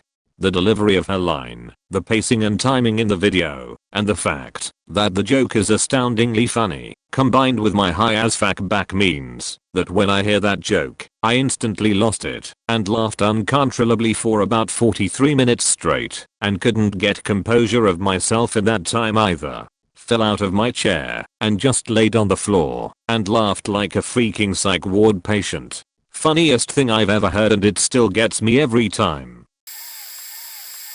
Just over a decade ago I took a ballroom dance class at UAF. I had messed up my knee, and that leg was still recovering. I also didn't have a car, was walking everywhere, and nowhere was less than an hour. Ever been to Fairbanks in winter? It's a bit chilly. I needed some laughs. Anyway, shortage of guys in the class, so this guy, Travis, that worked that time of day would join us, and we'd get partnered a few times a class. Travis was great, always making me laugh, putting me at easy TC. Point to stand out. He had a cold. In ballroom dance the girl, me, puts her hand on the guy's shoulder. He did a weird cross-knees combo. He's a considerate kind of guy, so to avoid doing it into my face he does it into his shoulder. The one with my hand. We both stop dead and look at his shoulder / my hand in disgust, then at each other, and bust out laughing. I'm not very coordinated and my bum knee didn't help. We are trying to learn some cha-cha move. It did not go well. I don't remember what we were supposed to do, but I failed miserably. Left leg forward, I leaned forward, weight on L leg, tried to tap that foot, leaned back onto bum O leg that didn't bend, tried to tap L foot, weight back to L left, repeat. Very stiff and jerky. Several times in a row like record skipping. This polite, always something kind to say guy stops dead, looks me straight in the eye and says, "What the hell was that? What was it?" We both just started laughing. Matt, the usually pretty chill teacher, had to separate us for the rest of class because we couldn't even look at each other without laughing. Writing these out, I realize they probably sound pretty lame, but at the time, I miss that guy. I should have found a way to hang out with him outside of class. Here I'm late to the thread, but here goes. I live in a state where certain things are legal, and sometimes those things are put into candy bars. I had a friend visiting from Australia, and she bought one of those candy bars on our night out. The plan was to go to a sketch comedy show, and then out to a bar. The thing about those candy bars is they are very hard to gauge how much is enough or too much. We had 2 pieces each, felt nothing, so said screw it, and went for a third. Anyone who has tried this before knows where this is going. I felt completely fine for the first half of the show. The sketches were kind of lame, the stage was very simple, and it was mainly friends of friends packed into this tiny theater. Then the ultimate sketch happened. Basically, a couple is walking on a street and another person ran up to them and said, "Give me all your money." The couple, terrified, hands him their bags, and then the man hands them a mug and yells, "You've been mugged." I lost my shit. I was laughing so hard, I kept patting my pants to make sure I wasn't peeing myself. I was convinced I was peeing myself. Violent, earth-quivering, hysterical laughter. The actors on stage loved it, and you could tell improvised more to keep the laughter going. I was just sobbing and howling. My stomach hurt. Everyone around me was cracking up from my laughter, and it just kept going. I had started to calm down when my friend just got up without a word and left. The show went on until I got a text from said friend who said she was in an Uber because she just couldn't handle it. I started laughing hysterically again. No context. People probably knew I had had too much chocolate. Thank God we had another person with us that was okay. I only have one photo from the night. Here it is, but it perfectly sums up how I felt. This is after the show was long ended, the mug was put away, and we were calling our own Uber. I was in a quiet lobby trying to calm down. Spoiler alert, I couldn't. And to this day my friend will occasionally text me, "I've been mugged," and I chuckle. I swear I grew abs that night. Playing MTG at non-casual Friday Night Magic. You know, the normal weekly thing, where it's usually standard, maybe modern once every month or so. Playing against a friend, roommate at the time, who had this fucking shit-eating grin ever since we found we'd play first. I had never actually gotten to play against him at Friday Night Magic, just at home, so I was excited for a non-casual match, and assumed he was too. And it was modern this week. Oh boy. Turns out he's playing a blue artifact deck, and all he's doing is just drawing cards left and right and spewing nonsense defensive large but artifact creatures and islands into play. I'm sitting here playing my red/white/blue control deck, holding up mana for counters, since I have no fucking idea what he's doing at all, and not drawing my win conditions or board clears to get rid of whatever the plan is for all these wieners with 0 power. Gets to like turn 10 to 15, and he has no cards in hand, and is getting mana flooded, so I figure fuck it, let's play a big dude. Slam down an Inferno Titan, basically a guy that can win on his own for you non-magic playing people, leaving up enough mana to counter whatever spell he draws next turn and putting a clock on this motherfucker's shenanigans. Pass priority to end my turn, thinking I've won, before the end of your turn. Motherfucker.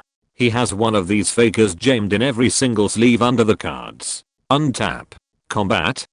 Obviously gets disqualified, but not before every single person in the store comes to see what the fuck is going on, since we are literally falling out of our chairs in laughter. Honorable mentions to Dumb and Dumber, which I saw when I was about 8, and the episode of the It Crowd called The Haunting of Bill Krause, which both made me cry with laughter. When I was about 13, my late uncle told me what is still my favorite joke of all time. I've retold it so many times and tweaked it to make it my own. that I don't remember exactly how he told it, except the premise and the punchline, but I'll tell a basic version of it.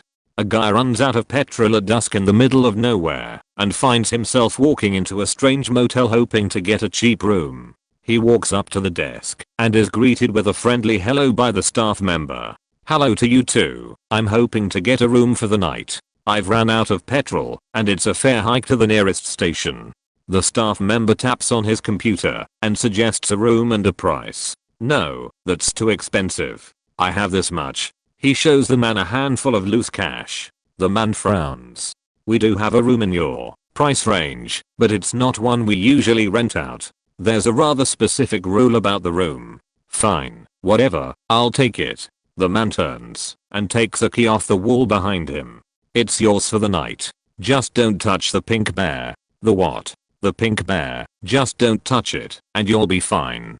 Thinking that he's dealing with a crazy man, our hero nods politely and heads towards the rooms. He walks all the way to the end before he finds the right door, which he promptly opens. Inside is the most bare basic room he'd ever seen. A single bed, a toilet and a wash basin. Nothing out of the ordinary, except for one extremely strange thing.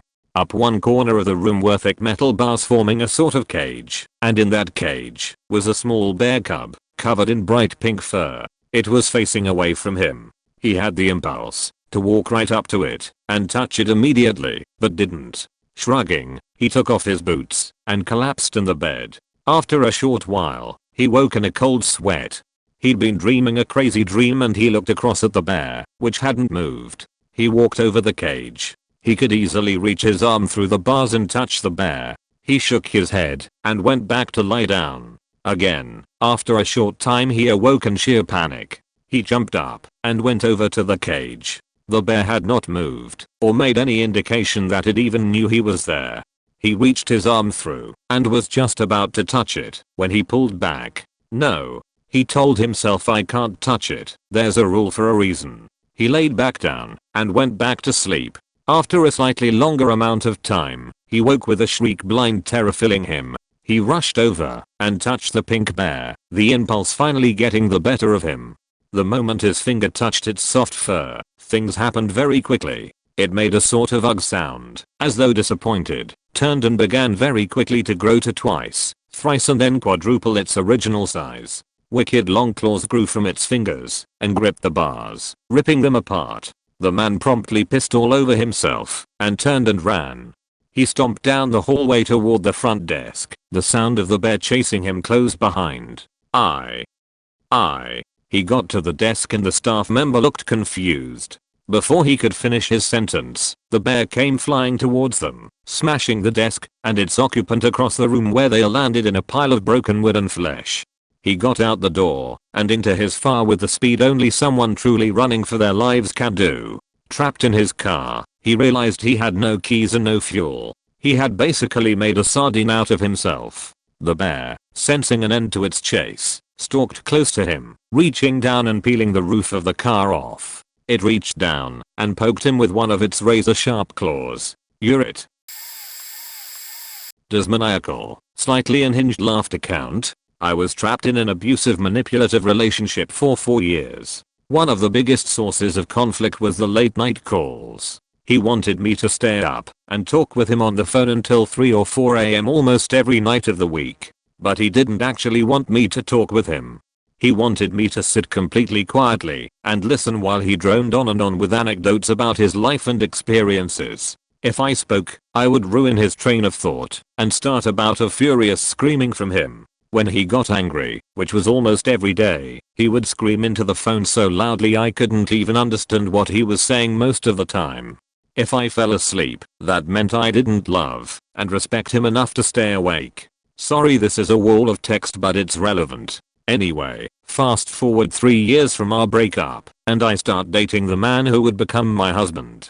This is the first relationship I had after the abusive one that I took seriously. I really wanted this to be the one that worked out.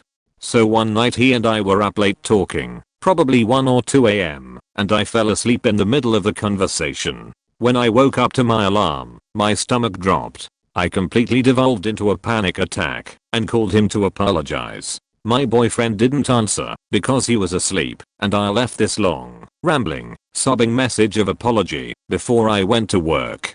I spent the first hour of work just utterly devastated. We'd only been dating a week, and I just knew I had ruined it. Then he showed up to my work and asked if he could talk to me outside. I was shaking and felt like I was going to throw up, but I followed him out into the parking lot. But he only wanted to know what had upset me so much. The way I talked in the message had scared the shit out of him enough that he drove to my work on his day off just to talk to me in person. Not only was he not mad about me falling asleep on him, but he couldn't figure out what was so bad or wrong about me doing it in the first place. He laughed and the realization that I'd overreacted hit me, so I tried to laugh too. Then the laugh sort of took control of me, and I doubled over belly laughing until my chest hurt. I didn't know that stupid shit from TV shows and movies actually happened. Laughing and laughing until suddenly you were sobbing instead. I laughed until my throat was raw and tears were falling down my face, and then I cried for just as long. My poor, brand new boyfriend held me once he realized I was crying and sort of patted my head a lot and tried to be calming. I honestly don't know how that whole 24 hours of our dating experience didn't convince him to turn tail and run. He stuck around though, and we celebrate 5 years together this month, 3 years married this December. TLDR, I laughed until I couldn't breathe and then cried until I nearly threw up when I realized my current boyfriend wasn't an abusive manipulative bastard like my ex. Glad he eventually married this crazy woman, me. I should preface this by saying I used to do improv comedy, and it was awesome. I have a ton of stories from improv, but this is by far my favorite. We were doing a game of stand sit kneel. One person has to be doing each action as the scene goes on and justify why they're doing it. The scene was that one of us was about to give birth, which ended up being me, and we took it from there. After a few hectic minutes on stage, I gave birth to a healthy baby boy. Immediately after, just as we are taking a second to breathe, my friend Adam, who's holding the baby, goes and he's peeing on me. Everyone laughs, and it feels like the scene is about to wrap, but then the third person in the scene, Lauren, tries to suddenly step back out of the way of the pee. Apparently, she moved too quickly for her own good, and tripped over her own feet. There was a green chalkboard on wheels that we always used to show our troops logo / the show theme in the background, and it wasn't the steadiest thing I've seen. Lauren bumps up against the chalkboard, tries to catch herself on it, and accidentally pulls it down on top of her. She was okay. Now, normally I don't like laughing at what's happening on stage, unless it's in character for me, but this was too much. I curled up into a ball and started laughing so hard that tears were rolling down my face, and I couldn't breathe for a solid 20 seconds. We ended the scene there. We don't use the chalkboard anymore. My mom is a psycho, so anything that screws her over is fodder for laughing to tears fits. She totally loses it. Example, one time she dragged us food shopping as kids, and she lost her footing going down a hill. The ugly old lady cart she was pushing fell too. Food went flying. Instead of checking for injuries, she yells, "My milk. Get the faking thing." It was a gallon, tumbling full speed down the street. My sis fetches it, and it's basically empty and the plastic bag is shredded. My mom yelled a bunch of expletives, her favorite way to communicate. Mom buys a cheap caller ID from some Asian country at the dollar store and can't fix it. The gadget kept giving her the date, and after like 6 times of trying to set it up she yells, "No kidding, it's April 27th, you motherless bastard." Mom gets caught out in the rain all the time. This time she remembers her umbrella. Problem solved, right? Wrong. The expensive umbrella she had broke, and she was drenched. Since she still has a moral conscience, she didn't just chuck it on the street, she carried it until she found a garbage can, her resentment growing. When she locates one, she beat it against the edges, cursing of course, and all these rich people, Upper Manhattan, were staring at her. One time she was excited to get new curtains. She gets on a kitchen chair to hang them, something she hates doing, because she thinks it's too high, and she's wobbling around. The disaster isn't what you think it is. She didn't fall, but she couldn't get the rod back in place. After 20 minutes, and almost in tears of rage, she gives up. I casually suggest she get a new rod because you can't help her and can't laugh. She agrees, gets off the chair and yells at the rod, "Now that you ruined my day, I'm going to ruin yours." She proceeded to beat it against the windowsill before throwing it away. The dent is still in the paint, 13 years later. I actually caught it and managed to post it to YouTube. I was playing Black Ops 3 with my friends. This was about 3 years ago, and we were warming up to play competitively. We were trying to practice a specific movement mechanic on one part of this one map for usage in future competitive games. Now, there was this mechanic in that game where you could run on walls, and that's what this specific route involved.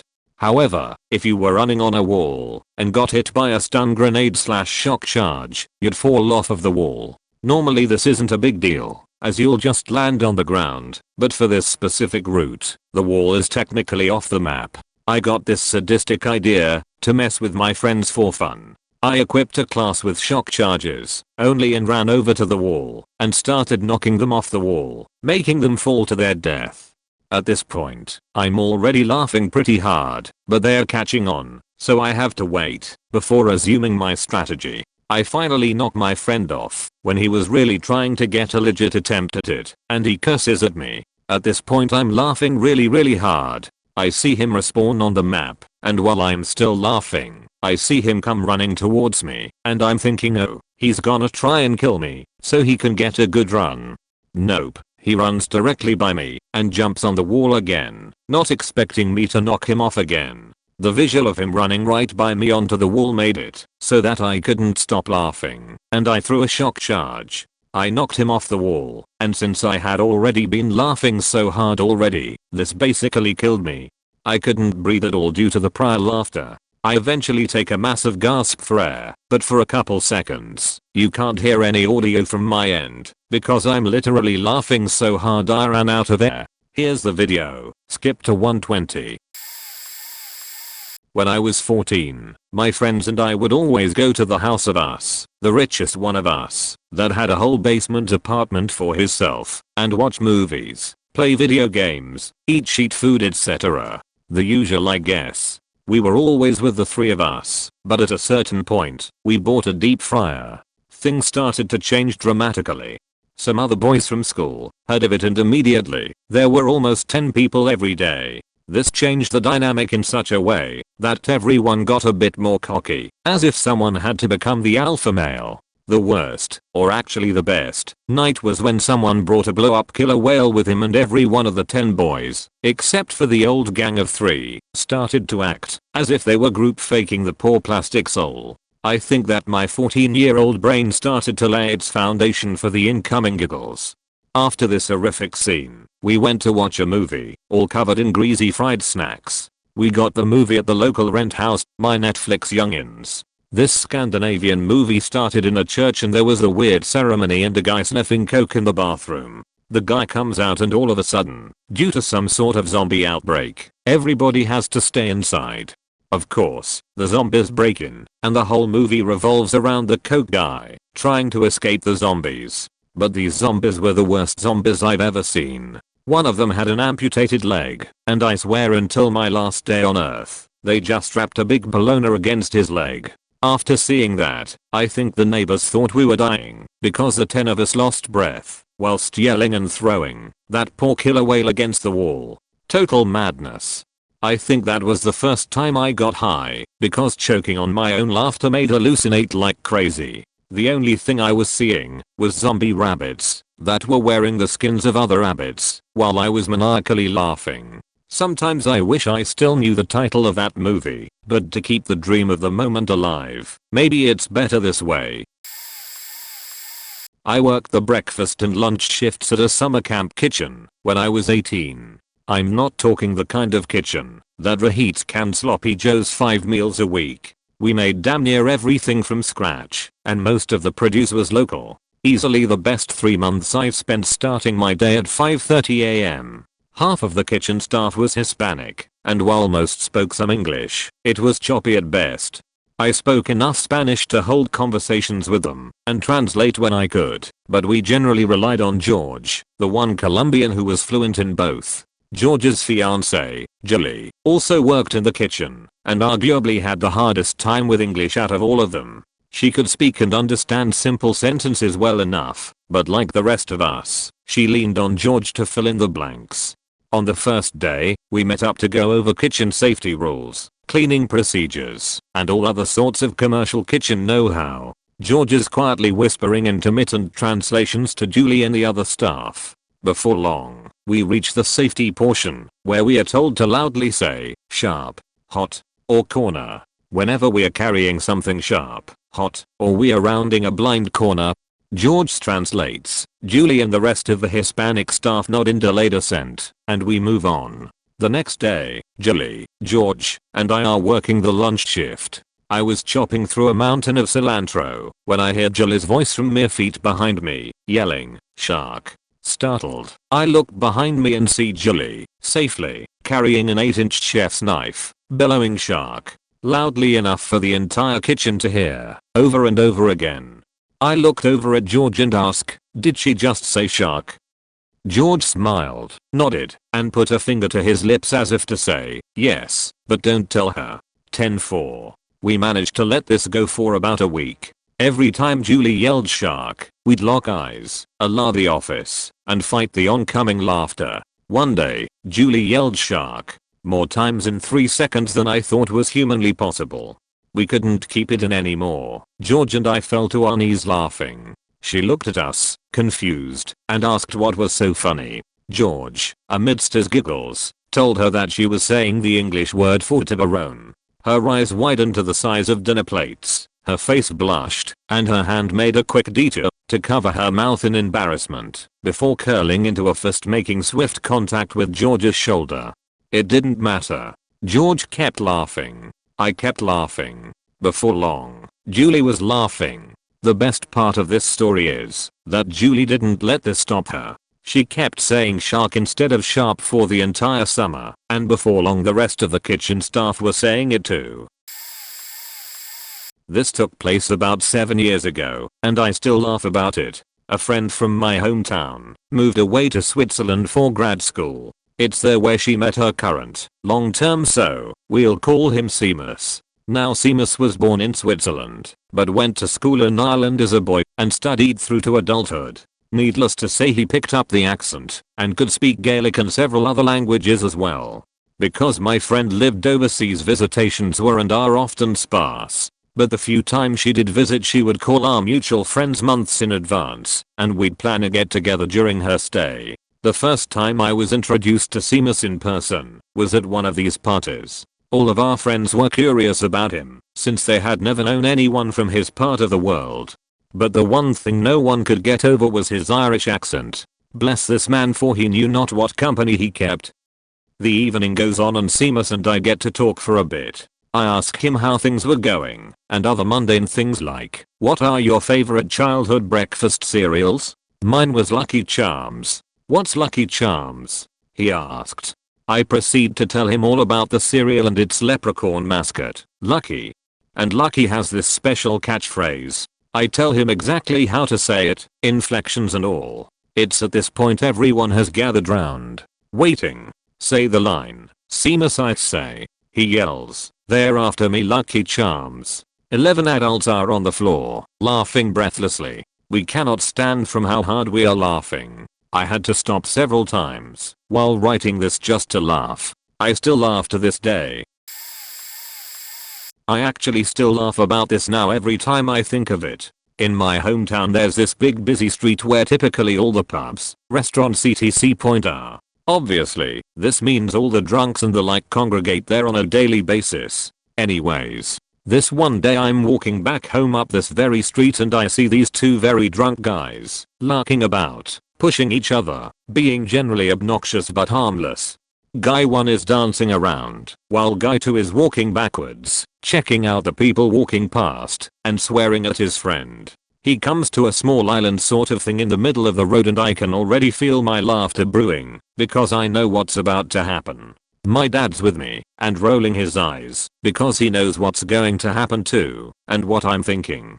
Sure enough, No sooner does the thought enter my head than guy 2 falls over the raised curb/island thing, taking out a traffic cone with his legs coming to rest somewhere over his left should. I've completely lost it at this point and had to hide my face in the folds of my hoodie to hide my laughter. I can't breathe, and my dad remaining stoic next to me is making it worse. Then a group of homeless guys sitting on a low wall start laughing. Proper loud belly laughs like the sort that physically hurt and I can't hold it any longer. I laugh for so long and so hard that I feel vaguely sick afterwards. It wasn't really that funny in hindsight. Lies, it was hilarious. It's just the thought of this guy's legs going up in the air, traffic cone squished underneath him, that gets me going every time. We were about 16 or 17 when a friend bragged that he didn't feel anything whenever he used mentholatum, aka DPEAT, a cream that relieves muscle pain but gives a strange icy burning sensation when applied to skin. We didn't believe him, so we dared him to apply some to his balls. Even better, the exact product we found for him to use wasn't actually DPEAT, but was a stronger variant used on horses. We pooled together about $20 all up to pay him if he went through with the dare. This dude, confident as anything, just straight on all ducks it in front of us, dips his fingers in the cream, and slathers it on his nuts. Stands there, cocky as anything for about a minute or two, loudly bragging about how he doesn't feel a thing and we're all pussies, etc. before he suddenly went quiet. We all started to crack grins, and in the silence we heard him softly whisper, "Oh no." His face started contorting, and almost right away I was on the damn floor laughing so hard I couldn't breathe. He started flailing and screeching and running around in a circle. The rest of us were complete wrecks, just crying and laughing and rolling on the floor. After a few seconds he remembered there was a pool in the backyard, so he ran outside, still naked from the waist down, and jumped in. We couldn't even follow him outside, we were in such a state. Apparently it didn't offer him much relief, and we still found him sitting in the pool minutes later when we finally made it outside. He had tears in his eyes. He did win $20 though, so after he got over the pain he was pretty happy. Usually I laugh at anything and everything, and one of the times I've laughed the hardest is when my two best friends and I were going to prepare dinner. So it was going to be my friend's, let's call him K, birthday at midnight, and around 10 PM all of us realized we wouldn't be able to go out, since this was around the time when finals are happening and we needed to do good, final year in college, etc. So my other friend, let's call him C, and I decide to cook dinner for my friend and celebrate the birthday. Around 11:30 we all gather up and we check out some roasted chicken that we had going in the oven. Unknown to me, C had bought the nicest and softest French baguette that he intended to use to make the sandwich. I, being hungry and impatient, got out some good old wheat bread and decided to make my own sandwich. Therefore, while C was heating up the baguette in the oven after the chicken was done, I proceeded to cut out 2 thick slices of the chicken and got my sandwich all ready to go. At this point, C gets the baguette out and starts making the sandwiches for all 3 of us. So I tell him not to bother with mine, since I already got it ready. He looks at my plain bread with disgust and says, "Dude, you had to be premature, didn't you?" K falls down laughing at this. We don't quite get why he's cracking up so much about C admonishing me with my haste in making the sandwich. Between fits of laughter, K tells C and I how he thought C was saying I was born a couple of months premature and don't have a fully developed brain, which is why I couldn't wait for that baguette to be ready. When we hear this, we also burst out laughing. We are crying from laughter, and every time we try to take a bite of our sandwiches, one of us will burst out laughing, setting us all off, making it near impossible to finish that sandwich. All this time, another of our roommates is upstairs with his girl trying to have sex, and he can't concentrate because of our laughter. So he comes down to silence us, and seeing us on the verge of wetting our pants, starts laughing himself and intrigued, asks us why we were cracking up. We are too disoriented to tell the story, so while he's waiting his girlfriend storms out of the house because she can't stand us cackling like hyenas, which only makes us howl harder. The nonsense started around 11:50 and didn't end till 12:30 AM. Best birthday present we could ever give K. My partner and I had just finished moving and were too tired to make dinner, so we decided to get some fast food and call it a night. I had never been to the nearest fast food place before, so decided to look up the menu before going because I hate being that person sitting trying to decide in the drive-thru. After some looking around, I decide I would like their fiery Angus burger. I make an immature joke about how it sounds like a fiery anus. We have a giggle, make a few more lame jokes about it, and then head out. I get to the drive-thru, and in my tired just moved haze I accidentally order a large fiery anus. The moment it comes out of my mouth I realize what I've said, and immediately start shouting Angus, Angus, and hear a snort from the person through the microphone and a breathless please drive to the next window. At this point I'm mortified, but losing it simultaneously, and my partner is in the passenger seat dying. I'm literally crying and trying to breathe past the laughter, and we can hear laughter inside. The girl serving us was very professional, however as she was taking payment, which I used my card for, she had to walk away to compose herself. All the employees avoided any eye contact until we left, trying their best to keep their composure, which I commend them for. It can't have been easy, because we were sitting there literally tears streaming down our eyes. If someone didn't know it was laughter they would have called an ambulance, because we were red in the face and not breathing. We laughed for probably a good hour or so after we got home, and I'm sure we made every worker's night. I was up at my friend's cabin for the 4th of July with his family and some buddies, and we were boating over to a fireworks show on the lake. Once we got to a close spot, my friend's dad driving the boat says, "This looks good, why don't you drop the anchor and D?" My friend clearly had never done this before. It was his uncle's boat and his parents were also kind of new to boating. He looks back at us still hesitating and asks us, so I just drop this thing. Myself and our other 2 friends are in the boat like, "Dude, it's an anchor, just throw it overboard." There's a little sense of urgency too because we're starting to drift into other boats. Eventually my friend says, "Alright, here goes nothing," and emphatically yells anchors away for some reason. He throws the thing overboard, and we all watch silently as the anchor line quickly unravels off the deck until there's only a few feet left, and the final piece of rope slips out of the boat and into the lake. Apparently it wasn't tied to the boat at all. I think it was the natural setup and delivery of this accident that made it so funny, because I've never laughed harder in my life.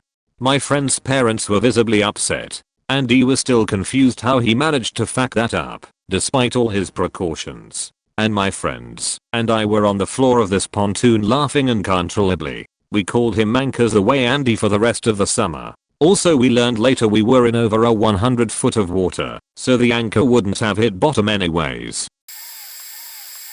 I left chemical class in high school to go #2. I was on the throne in a bathroom with 2 toilet stalls and was minding my business while doing my business when I noticed that another kid from my chemical class was in the stall to my left. I knew this because he was the only kid in our grade that wore sweet pants and those dad cutting the lawn kind of Nikes.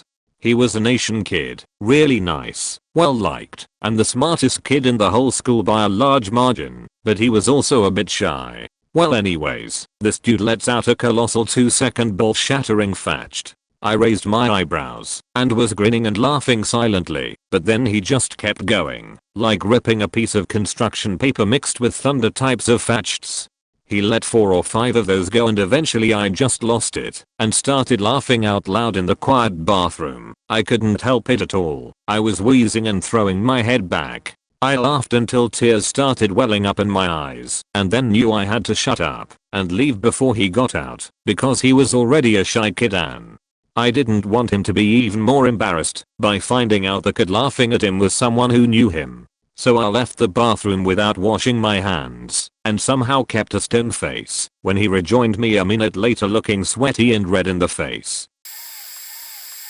Long build up, but here it is. Few years ago I was 18 and my flight out of Boston airport got cancelled and I was stuck there alone having to stay the night. Luckily I was flying cross country to see my grandfather who is rather well off, so when he heard of my predicament he insisted to get me a hotel room for the night at a place that turned out to be pretty damn nice, like $300 a night and on the 22nd floor. This same night, by complete coincidence, some of my high school age friends from rural New Hampshire decided to drive down to Boston, just for the hell of it. So when I found out, of course I had to invite them over. They're mostly idiots and not used to being in a nice hotel, so they think everything is amazing. They get there around 11 PM, and before they even find my room they pressed all the buttons in the elevator and stole an entire bowl of mints from the reception desk. Now this hotel is one of those where they deliver overpriced food to your room on a fancy tray, and you just leave it outside when you're done until cleaning comes by later and takes it away. As I'm leading my friends out of the hotel, they decide they're hungry and are now running down the hall scavenging people's leftover food and mostly empty drinks off of these trays on the ground. I'm trying to get them to stop, but at the same time, I'm almost dying of laughter about how dumb and out of place they look doing this, and eventually let them fill up for a few minutes while trying to hold back tears and catch my breath. I also had to tell them that, even though there was no sign, they can't skateboard down the halls. I finally got them out, and then we had one of the most fun nights of our lives walking around the financial district until 3 AM skateboarding and doing parkour. I later told one of my friend's mom about her son stealing random hotel guests' leftovers off the ground, and she almost died of laughter too. TLDR, watching my friends be complete idiots in a really fancy hotel.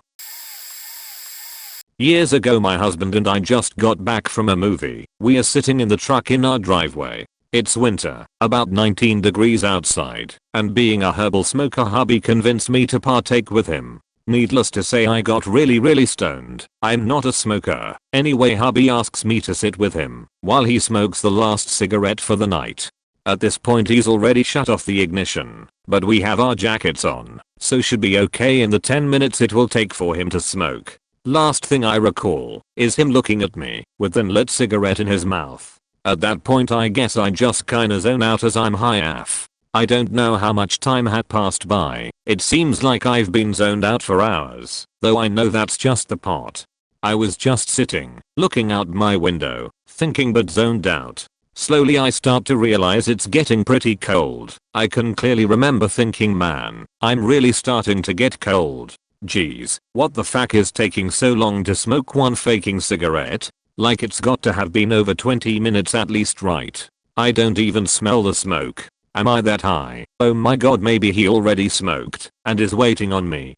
To this day I can't even tell this part of the story without cracking up. Yes, I'm laughing as I type this. The memory is still so funny to me. Anyway, I simultaneously ask if he's done and turn to look at him. He turns to look at me with an lit cigarette still in his mouth, but in a fast, playful way. Almost like what ya doing? The cigarette is pointing upwards, and he has this derpy look on his face. I realize that, like me, he's been sitting, looking out his window, and zoned out the entire freaking time that I've been waiting on him. That look, the fact that he forgot about the lit cig in his mouth, forgot that we were sitting here, forgot he was supposed to be smoking, and how my dumbass had been waiting while he smoked, had me in hysterics. Could not breathe from laughing. It in turn got him laughing. So he's cracking up over me cracking up, but he has no idea why I'm cracking up, which is also making me crack up even more. I can't even get out why I was laughing to begin with. I try to stop and calm down, but the second I started to think of the situation, of us both being so high that we forgot everything, and him laughing because of me laughing at him, made it impossible to get 2 words out. We were both in tears, doubled over with the type of deep laughter that's also silent, for lack of a better word. This went on for a good 15 minutes. I felt like I pulled something in my ribs, stomach and lower back from laughing so hard. I somehow managed to not piss my pants, but I felt that soreness for days. The most intense laugh I ever had happened a few years ago. I was hanging out at my good friend's house down the street, shooting the shit, and generally taking in a slow afternoon. At some point, his older sister decides to sit down nearby and turn on the TV to some knockoff Ancient Aliens show. Now my friend and I have openly mocked those shows before, so our conversation drifts to talking crap about things in the show, and mocking her tastes. We end up blasting through the first part of the episode, already starting to crack up. After the commercial break, the show opened up to the world's most terribly generic CGI rendering of some aliens presumably looking over the camera's body under an operating room light. The show then cuts to some hokey theory about how the chambers of the Great Pyramids were used as some internal hydroelectric generator to power some electromagnetic beacon that shot out of the pyramid into space to signal the aliens, or calling for Gonda's aid as my friend put it. That broke me. At the beginning of that segment, I had already stopped laughing and was just listening incredulously to what the show was saying. As the process was unveiled, I was completely stunned at the words I was hearing from the speakers. When the beacon shot out, everything fell apart, and I ended up laughing at least 15 minutes straight. The show had broken me beyond plain mockery. I was laughing so hard, and for so long that controlling my laughter was necessary, just so I could take a proper breath. I ended up deciding that nothing could top hydroelectromagnetic pyramid beacons in sheer comedic value. It has become the ultimate inside joke for my circle of friends as we told them of the truth. Another friend of mine, and I even got an anthropology professor and a geology/meteorology professor to roll with it when we told them about the myth of the hydroelectromagnetic pyramids while on a trip for the solar eclipse last year. I wish I could find that episode, or at least that specific segment, of Knockoff Ancient Aliens. I haven't found it on YouTube after all these years. There has to be a recording of it floating somewhere. All I know for sure is that it was definitely not Ancient Aliens on the History Channel, but some knockoff from another channel. I had a group of friends at school who all hung out with each other during break times. There were maybe 10 of us. We were all connected by having at least one friend that we were close with. Not everyone got along with each other, but we had enough people that we liked overall to put up with the people we didn't like. One of the things we did during our breaks was play football, soccer, emoji. We have W and we have D. They couldn't stand each other, but they both weren't popular in general, so if they didn't have this group, they would essentially be on their own. We are playing football in our little corner. Some of us are eating our lunches, so there's only 3 or 4 of us playing. W has the ball under his foot, thinking about what he wants to do next. He's posing somewhat, trying to look cool, Beckham-esque, aiming an imaginary free kick towards an imaginary goal. D, who is behind W, is annoyed at how long W is taking, so he decides to kick the ball for him. But it turns out that W was quite firm with his foot placement. D kicked the ball so damn hard that W fell backward flat on his back. He let out a whoa as he went. Picture Yoda yelling "concentrate" with his wide eyes before falling. This was the equivalent. The fall was funny enough, but the yell that W let out absolutely killed me. I'm nearly in tears thinking about it now. I was in tears when it happened. I laughed like I've never laughed before. Uncontrollable belly laughter that had me hunched over with my hands on my knees just to keep myself from falling over. The kind of laugh that made everyone else laugh because of how infectious it was. I must have been laughing for at least a couple of minutes straight. I'm also somebody that doesn't laugh out loud a lot unless I'm caught completely by surprise. I'm more of a smirker or a quick giggler. So yeah, it was pretty funny. I miss that social circle. School was funner than I gave it credit for at the time. This happened when I was about 10-year-old and my friend was about 9-year-old. I was fairly tall for my age and my friend has always been quite short. This matters later. We were playing in her front garden and then decided to go visit her elderly neighbor. We'll call her Val, who was a sweet lady who used to make us lemonade and tell us stories, etc. It wasn't uncommon for us to go visit her and see how she was as she lived alone.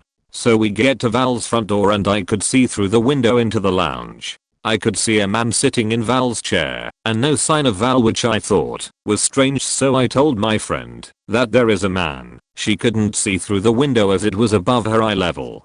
She didn't believe me and thought I was joking, trying to freak her out or something. I insisted that I wasn't joking and that there really is a man. I even offered to lift her up at the window so she could see, but she refused as she hated being small and being picked up and stuff. So I had another look in the window and I'm like, he's creepy looking, let's go, and my friend still doesn't believe me. So she knocked on the door and I see the man get up and make his way to the front door. I decided at this point I was too scared to stick around, so I noped out and ran off around the corner of the house, closer towards my friend's house, where the guy couldn't see me, but I could peek out and see the front door. I see the door open, and as soon as my friend sees the man she lets out a deafening, high-pitched scream at the sight of him. The poor guy looks so startled and asks her what she wants, and she just says I'm sorry. I scream at everyone I meet for the first time as a feeble explanation, and then she ran off to join me. The guy looked dumbfounded and shut the door. We then ran back to her house and we laughed so hard we couldn't breathe. She really thought I was just making it up about there being a man, and when he answered the door, he was a bit creepy looking. She was so shocked she couldn't help scream. We still, to this day, laugh about this and her crap excuse for screaming in the guy's face as he opened the door. We told her parents the story later that day and they couldn't stop laughing as it turns out it was Val's son and he'd come to visit while she was ill. A year ago, I'm 27. I've got my friends over playing a game called Rage Cage. For the stid, it's like any other drinking game. Some skill involved, but the point is to make people drink. I happen to be pretty good at it, and it's usually my party, so I make a big deal about it, showboat, encourage my friends to gang up on me etc. Play the villain. It gets down to the last cup, which has a lot of hard alcohol in it as a punishment for being the last loser, and as the game goes, it's either me or another who will drink it. The entire table is so intent on having me drink it that they are all shouting at me or cheering for my opponent, and almost a miracle, my ball slips out of my hand, bouncing slowly towards the penalty cup in the center of the table. Our rules dictate that if that ball makes it in the wrong cup, you drink it, but it's going so slow that I'd be able to lazily reach out to grab it on its like fourth bounce or so along the table. As I reach out to stop it, the entire table erupts in a flurry of motion as like 8 bodies, almost everyone surrounding the table, leaps onto the table in unison to grab my hand or otherwise tackle me to stop me from interfering with the bouncing ball, which, by another miracle, makes it in the penalty cup somehow undisturbed by all the bodies landing on the table. It's an uproar. Everyone is just in a tangled mess on the table knocking over everything besides the penalty cup, or otherwise are busy tackling me to the floor. They're trying to get entangled all at the same time, and are pushing off each other, somehow making it worse, and people like me are starting to inexplicably get swept under the table as the floor gets slicked with spilling beer. Sure, I lost, but man, I haven't laughed that hard or so long in my life. Maybe the only time I've ever legitimately been rolling on the floor laughing my ass off. I feel like this is going to be a lot of build up to a climax that's only funny to the people directly involved, but here goes. Buckle up, because it's going to be a bit of a ride. The most relevant characters are myself, B, and C. The three of us know each other well, and B and C are ostensibly friends. However, with both C and I have had to deal with some beef with B. Let me set the scene. We're all college students, or non-parents involved in the story are either 19 or 20. I had just ended the most toxic roommate/friendship with B before beach. Honestly, seriously, she had a tendency to cyclically go around and talk shit about all her friends to each other. Case in point, she went behind my back and talked shit about me to my best friend.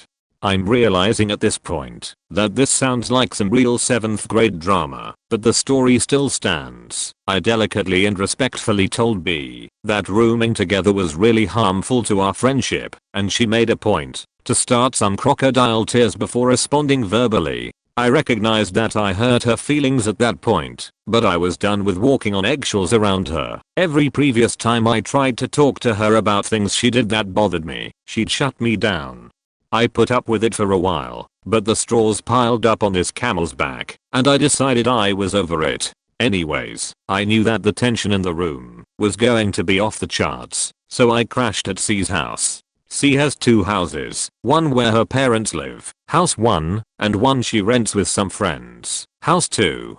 I was staying with C at house 2, but she needed to grab some stuff from house 1.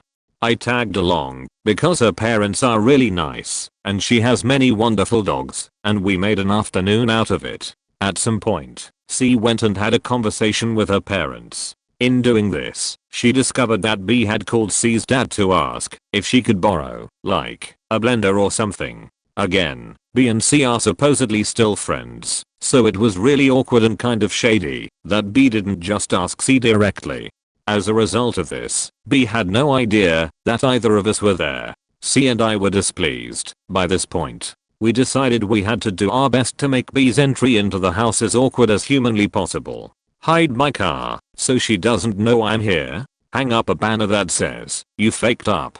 Try and, there's no time. She's here.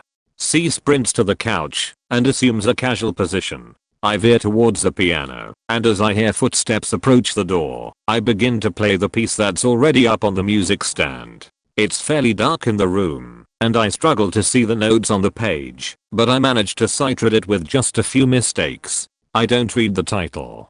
C answers the door, says an enthusiastic "Hey, I didn't know you were coming," and gives a blender. I continue to play the piano. B drives away. I look back up at the sheet music. As I read the title, my eyes fill with tears and I hold back a gut-busting guffaw. Right here waiting TLDR. Girl shows up unannounced at a friend's house, and a pianist plays Right Here Waiting to serenade the entrance also. I feel like I don't properly clarify the relationship between B and myself, and I don't clarify what sort of person B is. I don't really want to go into depth about how she's treated me, but I'd describe her as someone who isn't evil, just really shitty and self-centered. Of all the people who have spent any amount of time and any level of proximity to her, I lasted the longest, because I kept on giving her the benefit of the doubt because we were, like, camp friends. I generally expect camp friends to be pretty ride or die loyal. So I took acid recently with my sister and my girlfriend. I've already taken shrooms a handful of times with my girlfriend and discovered the uncontrollable laughing to the point of tears about literally nothing important enough to remember LMAO. But let me just say acid with my sister was a whole nother level of hilarious. She would be so fucking confused on what me and my girl would talk about and be like, "Wait, I know what you mean. Like really, I really understand." And I could feel that she really truly understood. It was so awesome how much our minds link together whenever we are on acid together. Anyways, a trip or two ago, whenever my sister would get up from the bed to go do something like pee or get food, she not only looked, but acted so goddamn fat, like she totally isn't fat at all, but she was wearing loose comfortable clothing, big t-shirt and basketball shorts. And for some reason whenever her clothing would move when she walked, my mind would fill in her clothes with fat. Cause I'm tripping, when it really was just the air in her clothing. Does that make sense? LMAO, that was hilarious enough, and me and my girl were wiping away tears by the time my sister got down from my bed. /// Keep in mind I live in a trailer, so my bed is at one end and you can see directly straight down to the other end, and my toilet is open not enclosed. Since, again, I live in a trailer, so for privacy we have this big 5 feet by 4 foot board to act like a door to block my area from the living room area because I have annoying dogs, and to hide behind when my sister comes over for privacy. Anyways, my sister usually moves the board out of the way by leaning it up against my sink to get a clear walkway to get out of my room and bathroom area to get to the other end of the trailer where my dogs and living room are. Tell me why she grabbed my damn door/board and flung it into the living room. Me and my girl were faking shook. This board is pretty heavy, probably like 20 pounds, but my bigger Hulk sister in that moment decided it was in her way, and that was indeed the only thing she could've done. I don't know. Acid made us laugh in a way that I never have before. My head is throbbing just thinking about it, lol. My dad's house used to share a yard with a neighbor at the end of the block, so there was his house, a really long yard, and then the other house. When we would play wiffle ball, we would hit the ball toward the other house and away from the street, because it was impossible to hit a wiffle ball that wasn't taped all the way to the other house. Plus it's a wiffle ball, so it couldn't hurt anything anyway. One day we are playing with in the yard and the girls from the house across the yard are on their swing set that was in the middle of the two houses. Sure enough, my uncle throws me a pitch and I take the best swing of my entire life up to that point, and the ball rockets straight up in the air, and it feels like it sails for 10 seconds. As the one girl, probably about 10 years old so not super young, is swinging forward, the plastic ball falls like a dart from the sky and hits her square in the face. She lets out a grunt/squeak like I'd never heard before, and slows herself down by dragging her feet. As soon as she comes to a complete stop, she falls straight back off the swing like she just got shot with a cannon. The girl's mom screams "oh my god" and sprints from the house to pick her up. She scoops her up in her arms and rushes her into the house. Through the kitchen window we see them frantically applying ice to her face, like they are tending to a mortal wound. About 15 minutes later an ambulance shows up. The entire time this is going on, my dad, my uncle and I are watching with bewilderment at all the activity, from getting hit with a wiffle ball. Not long after that the ambulance leaves and the girls are back out in the yard. Without saying a word she picks the ball up and throws it back to us, then goes back to swinging. I was too stunned to laugh at the moment, but when I was telling my friends that the following Monday I laughed so hard I had to change my shirt. So one day my cousin asks me if I wanted to go to the mall with him because he wanted to buy some shoes. I tag along considering I had nothing to do, so we arrive and this guy from one of the kiosks comes up to us. I already knew they were trying to get us to buy something, so I walked in the other direction and my cousin kept going until the guy asked him if he ever tried an electric muscle stimulator or whatever. Cousin says no, that he's never heard of them, but that he wasn't really interested. My cousin was home free up until the guy mentions that it's great for people who work out. Quick background on my cousin: he's a smart guy, but has a really big ego and thinks he knows it all. My cousin thought the guy gave him a compliment by implying he looked like he worked out, so he suddenly became interested in the stimulator.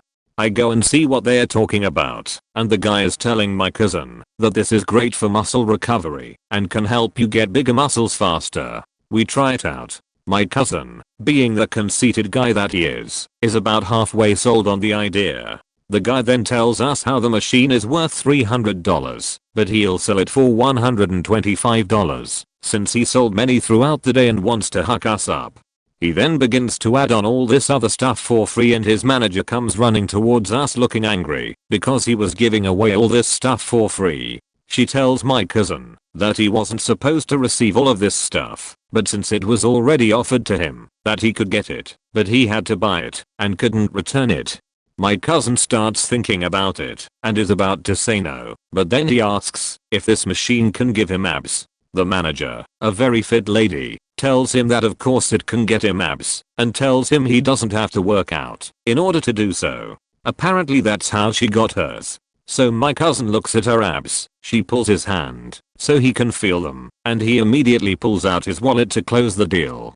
The whole time I'm dying inside because I know he just fell for a scheme. He pays and we walk away, but we don't go to the shoe store. We head right back to his car. He's quiet for about 20 minutes and he finally says, "Man, all I wanted was some shoes. Why the fact did I leave with this stupid electric muscle thingy? I better get some abs." And I completely lost it. I couldn't stop laughing and started crying the whole car ride home because of it. I called him stupid and he started laughing as well. It may not be funny reading it, but it was hilarious watching my know-it-all cousin get suckered into buying something he never ended up using. 7th grade. Ms. Manny's English class. Ms. Manny is a real witch. She plays favorites, especially girls, tells your grade to the entire class, makes snide comments about kids' intelligence, and then acts all nice and polite when another teacher or parent is around. I forget the exact details, but all you need to know is that she deserved what we did in her class.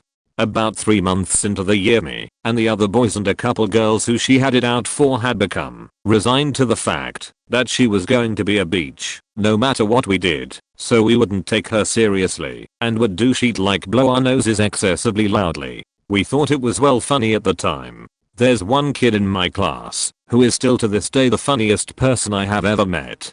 I don't know exactly why or how, but he is one of those people that are just funny. Now it is May, and we have had to endure almost a full 9 months of her country, and for some reason she is telling a story about her old boyfriend when she was a teenager. She told the story of her and David going to a drive-in theater, and David, the absolute lad, made a move to kiss her, and she said no.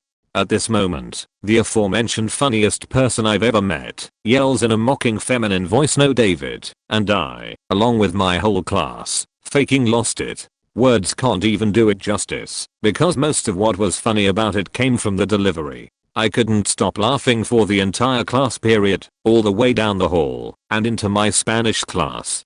I wasn't the only one who couldn't stop laughing either. I don't know if you've ever laughed this hard, but it got to the point where I could barely breathe, and my body felt weak because of all the energy I spent laughing. Teddy Wilson, if you're out there reading this, know that you gave me the highlight of my middle school years.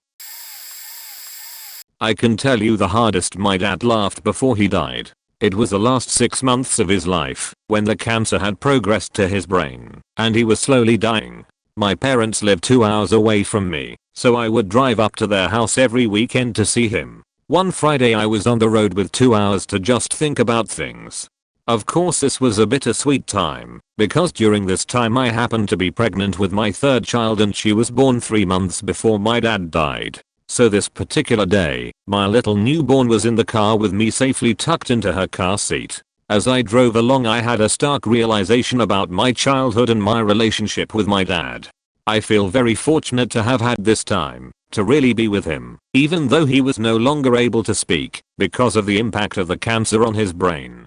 My dad always had a great voice, very deep and conveyed instant authority. So when he lost his ability to speak it was soul crushing for all of us to see this brilliant man no longer able to have a conversation.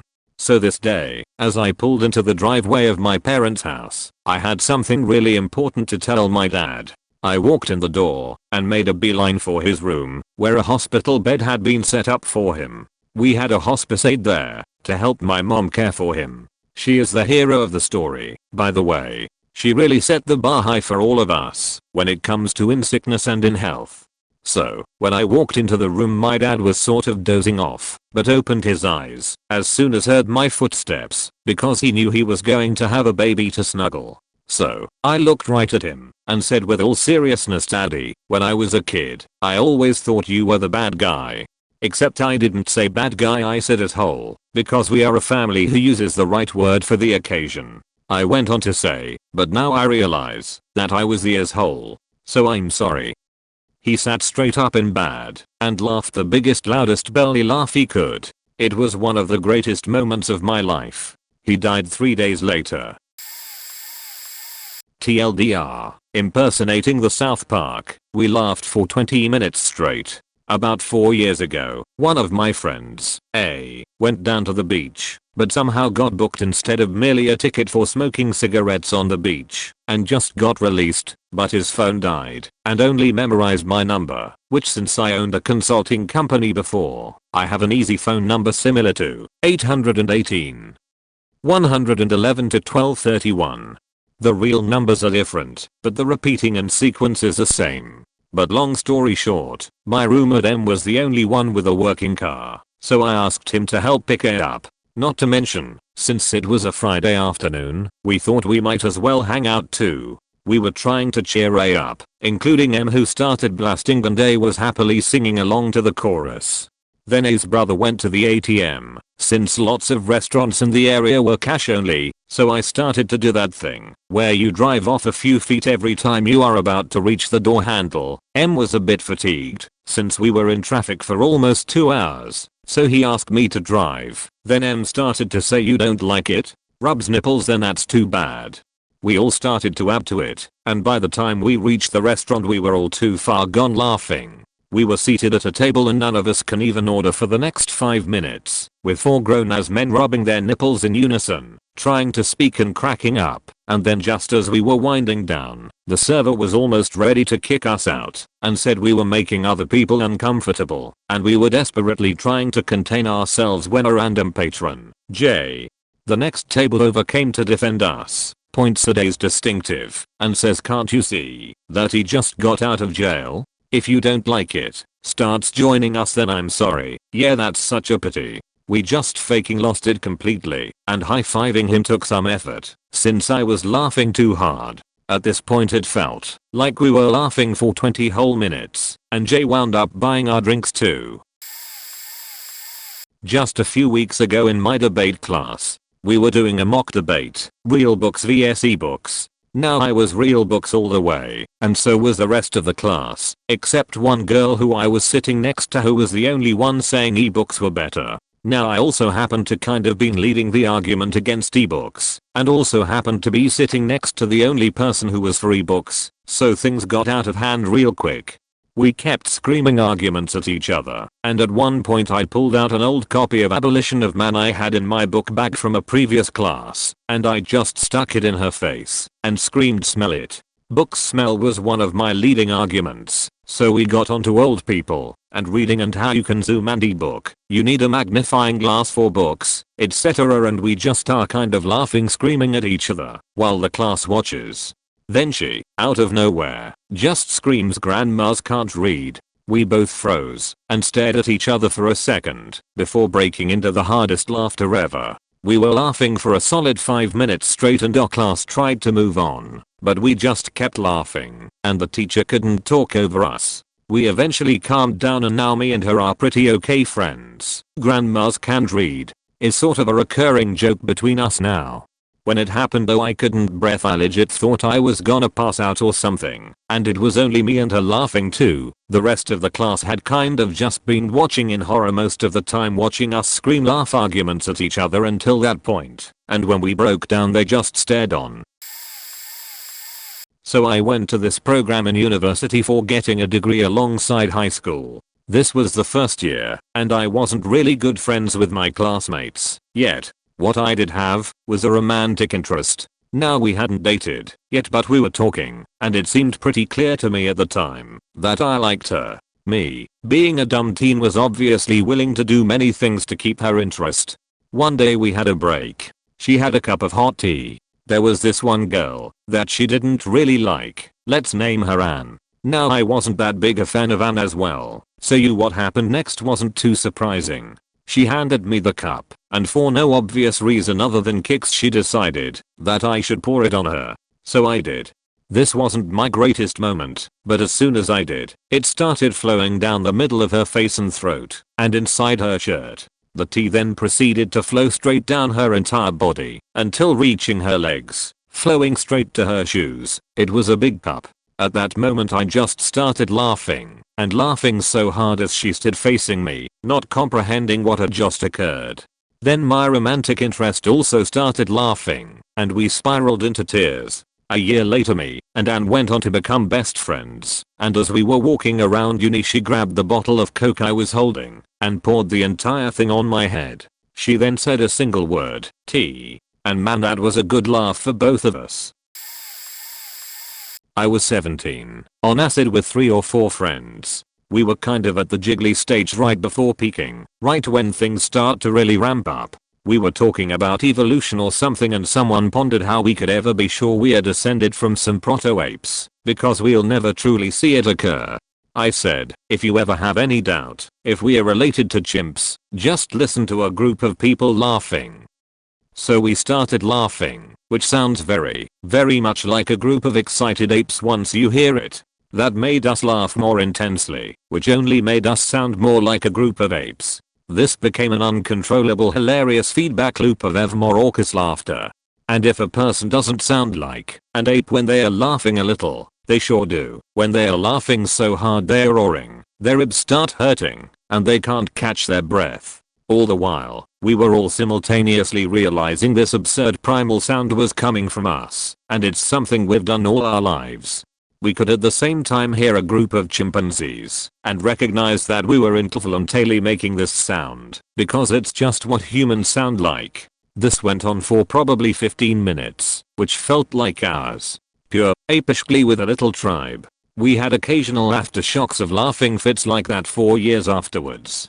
To this day the moment will strike me and all of a sudden I'm laughing harder than everyone in the group for no apparent reason. Then when I explain what I'm laughing at, it spreads to the group. That joke has been spontaneously erupting for more than 20 years now. Hope you enjoy it. When the movie Sausage Party was just about to go out of local theaters, I took my soon-to-be brother-in-law, his sister, and myself to one of those super cheap venues that show movies that are just about to go to DVD release and only charge a couple of bucks to get in to watch it on the big screen. He was 15, and I had felt bad that his parents wouldn't allow him to go see Deadpool when it was released, since it was rated R, even though he had seen every Marvel movie the day it had come out, since he was 10. Massive Marvel fan. Needless to say, he was down in the dumps for more than a couple of months. So along I come with my need to be loved by everyone on her side of the family, and I proceed to hatch a plan to go see a raunchy comedy without his parents knowing. I figured a seeing sausage party would hopefully bring his spirits up and maybe earn me some brownie points for the future. I'm getting married to his sister in a week. Success. The first mistake I made was to not check the reasons that sausage party was rated R, and the second was to think it would be a good idea to take my Christian-raised, ultra-quiet, and shy girlfriend's brother to see a raunchy comedy of which I had not read a single review. After convincing him to go out to dinner with us beforehand, we stopped by the theater, and while initially hesitant to go, he eventually caved and went in with us. Most of the movie went alright. There were more than a couple of moments where something sexual would happen in the movie and we would all three make a conscious effort to pretend like we didn't hear what the actors on screen just to avoid any awkwardness. Spoiler alert for Sausage Party. If you haven't seen Sausage Party, towards the end of the movie it looks to be a happy ending, but the genius writers Seth Rogen and Jonah Hill gave us a wonderful surprise. We were all floored when a literal massive food orgy ensued, and none of us dared to look at one another again, for the sake of avoiding awkwardness. This lasted for about a minute, but the orgy had no signs of slowing down, and was actually getting worse. At this point there was so much awkward tension between the three of us that I had started to break down mentally. I began to think about the situation and how hilarious it was that it would happen to us three, and the cracking of suppressed laughs and tears started.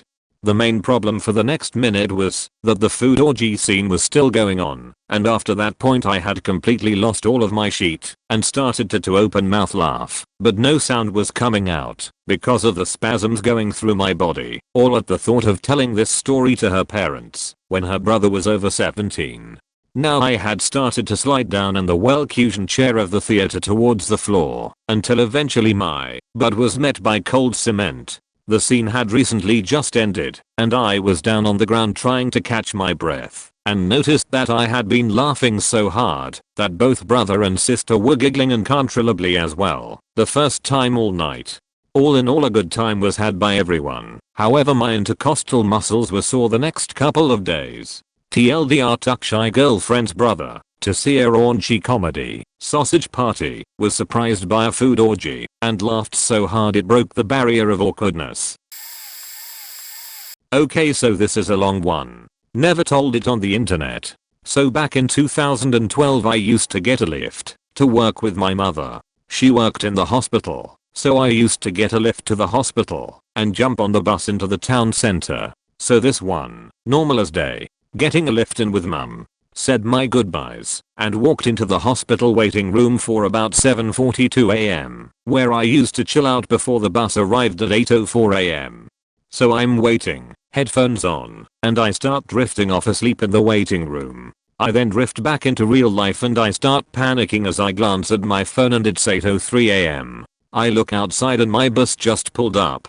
So I let out a panic noise, put my headphones around my neck, grabbed my bus money out, and jolted for the hospital in trance. The entrance to the hospital was a revolving door and I ran straight into the glass half asleep and dropped my bus money in the area to which the door was revolving. Stupid as bends over to start grabbing my sorry as bus change, not aware that the other side of the revolving door was coming for my sorry as. I paused. Smack. Next thing I'm on the floor head first. The bloody door smacked me in the hoop while I was bent over, vulnerable AF, and proceeded to push me round clockwise on my actual face. I was getting carpet burns on my face, and I was helpless. My hood went over my head, so I couldn't see a thing. My bag tangled my arms, so I couldn't adjust. For a quarter of a revolving door spin, I was helpless. After about 5 seconds of this menacing journey, I somehow performed some sort of barrel roll out of the other side into the front of hospital. I was presented with a woman on the phone at the time, absolutely pissing herself with laughter, and come over and hugged me to see if I was okay. I had a combination of laughter and crying and sheer humiliation. It then came to my attention that my bus is still there over the road and there is about 60p worth of change still in the area of embarrassment behind me. I then walked back round, picked up my change, and walked to the bus, and got on with my day. With it being a hospital, this footage has to be somewhere. Everyone I have ever told says that this is the funniest story, and every time I think, I just laugh now. Whenever there is a serious moment or a negative time in my life, I think back to when I got owned by a revolving door. Last year, I went up to the GC in Australia for university games playing water polo. As you could imagine, it's just a massive piss up over a whole week. This bloke, Brandon, not real name, was already getting loose by the Sunday we got up there, having spent $600 on a bag of coke. We were already wondering whether he was the secret love child of Keith Richards and Ozzy Osbourne. The days were going by, and we were witnessing many of his ridiculous antics that we thought wouldn't be topped. Until Wednesday night. We were walking to the boulevard and past a public fountain when our group leader told us to stop. Confused, I looked around till my eyes set on Brandon's naked body. I glanced between him and the fountain, and in shock, knew what was going to happen. He jumped straight in, kicking his legs wildly to make his butt cheeks wiggle violently, and then turned around yelling "Get around him," while helicoptering his willy. I watched some of the snap videos later that night, saving some screenshots of his bare ass, rolling in laughter, in which I declared that I fucking loved this bloke. Fast forward a couple of months later, and Brandon is giving a speech at my 21st that had me and my mum in stitches about being a shy guy before he met me. That was a lie, haha. And then he surprisingly mentioned in front of everyone that apparently I inspired him to jump into the fountain. I doubled down in laughter, unable to contain myself, because I'm pretty sure he just did it on his own free will. Hilarious stuff. This is super late, but yesterday the stockroom at my work flooded. Apparently the store above us had some plumbing issues overnight, and their entire store flooded, and then water started coming down into our store violently. It was bad. Water seeping through the walls, pouring out of the ceiling, running out of the light fixtures and vents. But I and my merchandising team walked into this at 5 AM. So, obviously, I put in 2 work orders, one to address the goddamn hurricane in my back room, because I didn't know where it was coming from, and then a second one for cleanup, because I was not about to mop that shit up. I explicitly state what I just stated above. It is bad. Lots water everywhere. So 4 hours later, water is still pouring out of my ceiling, so you can imagine how much worse it is now. The guy that facilities sent out arrives. Who did they send? An ancient guy from the islands with a mop and a bucket. This is comedic already, based on what we know about the natural toilet disaster that is occurring. However, when he walks into the 2-inch high water that is covering approximately 900 square feet and steadily taking over more space, he bends over, puts his hands on his lower back, and squeaks out "Amiga, amiga." I, being overworked and functioning on 4 hours of sleep for 4 days, and on my third 5 AM to 5 PM in a row, faking die. That wasn't the funniest part though. The funniest part was a couple of hours later, when I asked one of my merchandisers to do somewhat of a big task, and she responds by bending over, putting her hands on her lower back and saying "Omg." I was in tears on the floor. A few years ago I was with my boyfriend and our small Jack Russell Poppy at the dog park. We were walking around the park like usual, and when we got about halfway around we ran into a lady with a really small black dog. We'll call him Fluffers. We always end up chatting with people here, because Poppy is super friendly and loves sniffing all the other dogs. So we started chatting with the woman and she started telling us how it's her first time bringing Fluffers to the park, and she was really nervous about how he would go with the other dogs. Poppy had started to sniff Fluffers at this point, and you could tell that he was really hesitant to let her get too close. Suddenly, Fluffers starts yelping at Poppy and pulls away. Poppy, being super friendly and all, tries to get closer like "Hello friend, don't be scared, let me sniff," but Fluffers isn't having it. He starts to pull back from her even more, until he's running away, sideways. I tried to call Poppy back to me, so she didn't scare him too much, but before I could grab her they've both taken off with Fluffers yelping extremely loudly in fear. Then, I swear to faking jealous, every single dog in that dog park turns and looks at them both and starts running after Fluffers in a full sprint. So my boyfriend, this poor woman and I are standing there dumbfounded watching this tiny black screaming dog being chased by a mob of at least 10 other dogs, none of us knowing what the hell to do. At this point Poppy is still at the front of the pack and my boyfriend and I are in tears with laughter. Finally, the dogs made it back around to where we were and the woman says, "Oh dear, I knew I shouldn't have brought him," puts Fluffers back on the lead and takes him home. I was out celebrating my graduation from university a few years ago with a few friends from my work. I bumped into one of my friends that I used to go to school with, and he joined us for a few drinks towards the end of the night. We ended going back to my work friend's house to continue the celebration, so my school friend joins us.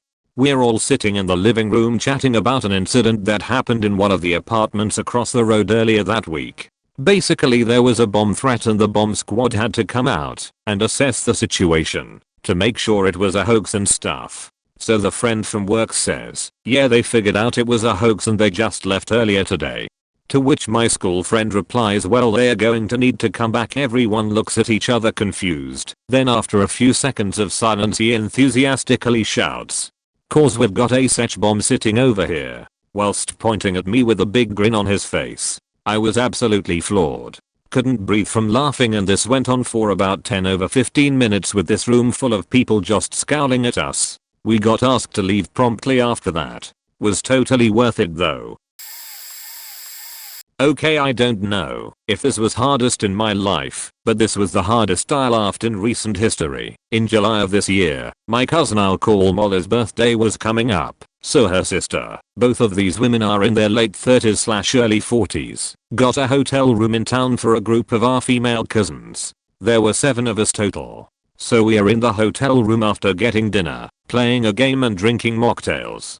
Molly doesn't drink, so there was no alcohol involved this night, when Molly's sister, the oldest of the group, and thus a sort of mother figure to all of us, asked me about a medical issue I had a couple years ago. I'd been in the hospital for a week, because I had had recurrent back pain for years, which culminated in a nasty pulmonary infection that left me with 800 milliliters of fluid on each lung, plus some around my heart. The whole thing was really crazy, and while my family obviously knew about it, and most of them had visited me in the hospital, I had never really explained everything the doctors found out to them all, which wasn't much. A lot of the issue remains a mystery. So anyway, Molly's sister was asking me what caused it, etc. I explained that we don't know what caused it, or why the infection suddenly got so much worse, but then I recounted something funny that had happened in the hospital. The week before I was admitted to the hospital, I had been on vacation in Arizona. While there, myself, my mom, and my best friend went on a tour into an old silver mine. Down in the mine, the guide was explaining about this one type of rock that looks exactly like turquoise, and the only way to tell that it isn't real turquoise is to lick it, because it will feel tacky, whereas turquoise will feel smooth. He then asked for a volunteer to lick the rock, so I volunteered and licked the rock. The doctors asked me if I had been in any caves recently, so I told them that story, and they got a good laugh out of it, though they didn't think it was related to my issue. So I digress. I was telling that story to my cousins, and when I got to the part about, so there's this rock that looks like turquoise and the only way to tell it isn't. My cousin I'll call Becca, who I'm closer in age to, and who I'm pretty close with, cut me off and said, let me guess, you licked it. And I replied, actually yes. And oh my god, read it. The look on her face. She had no idea that's what I was about to say, and just happened to blurt that out as the weirdest thing she could think of that I could do to the rock. The look on her face, followed by the subsequent what, was one of the funniest things I had ever seen. She and I both started laughing so hard we were crying. Then another cousin, who is an archaeologist and has an anthropology degree, jumped in explaining that the whole licking rocks thing isn't that weird, and that she's had to do that with rocks and bones in the field. It doesn't sound like that funny of a story, but oh my god, I was dying. Just thinking about this makes me happy. Lol, I had 2 friends, Donnie and Roman, with absolutely no food knowledge trying to make lean so they could imitate their favorite mumble rappers. This is cool, dude. Migas drinks this stuff. They got some codeine syrup, 2 bottles of Sprite, Jolly Ranchers and purple Kool-Aid mix. They each took a Sprite, poured their codeine in, and then started adding candy and Kool-Aid to color and flavor it more. Now if you don't know, Kool-Aid powder reacts with carbonated drinks much like the old Mentos and Coke reaction. Roman might have known this and was adding his Kool-Aid very slowly using a 1/4 teaspoon so nothing exploded, but he was spilling powder everywhere.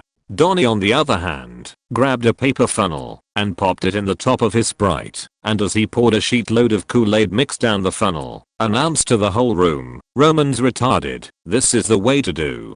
Before he could finish his declaration of being the smartest guy ever, his Sprite bottle erupted in a purple foaming fountain, blasting the now grape flavored Sprite and about $200 worth of codeine all over himself and the kitchen. I laughed so hard I completely fell over, slamming into the floor with tears in my eyes, while Donnie's face contorted into horror and rage at the sight of his newly purpled kitchen. He scrambled to soak up anything he could in a clean rag and tried to wring it out into his mouth, desperate to salvage at least some of the drugs. With every frustrated scream he made, I laughed harder and harder. The image of his soda volcano burned into my mind like a 1-second gif. It was my friend's birthday. We had went the whole 9. Surprised her with cake and sushi and a shuttle to drive our drunk ass around all night. We were all a shit show on a regular basis, so this night was going to be epic regardless. Now, I should mention that my friend at the time was a tan blingy bottle blonde that isn't that common in the great state of Iowa. So we are leaving our 15th bar of the evening, or something, and all of us had gotten in the shuttle except birthday girl. We are all laughing and talking, and generally having a great time waiting for her. And in slow motion the greatest thing I've ever seen in real life happens. We saved her shotgun, and all she had to do was step off the curb and open the door after she came out of the bar.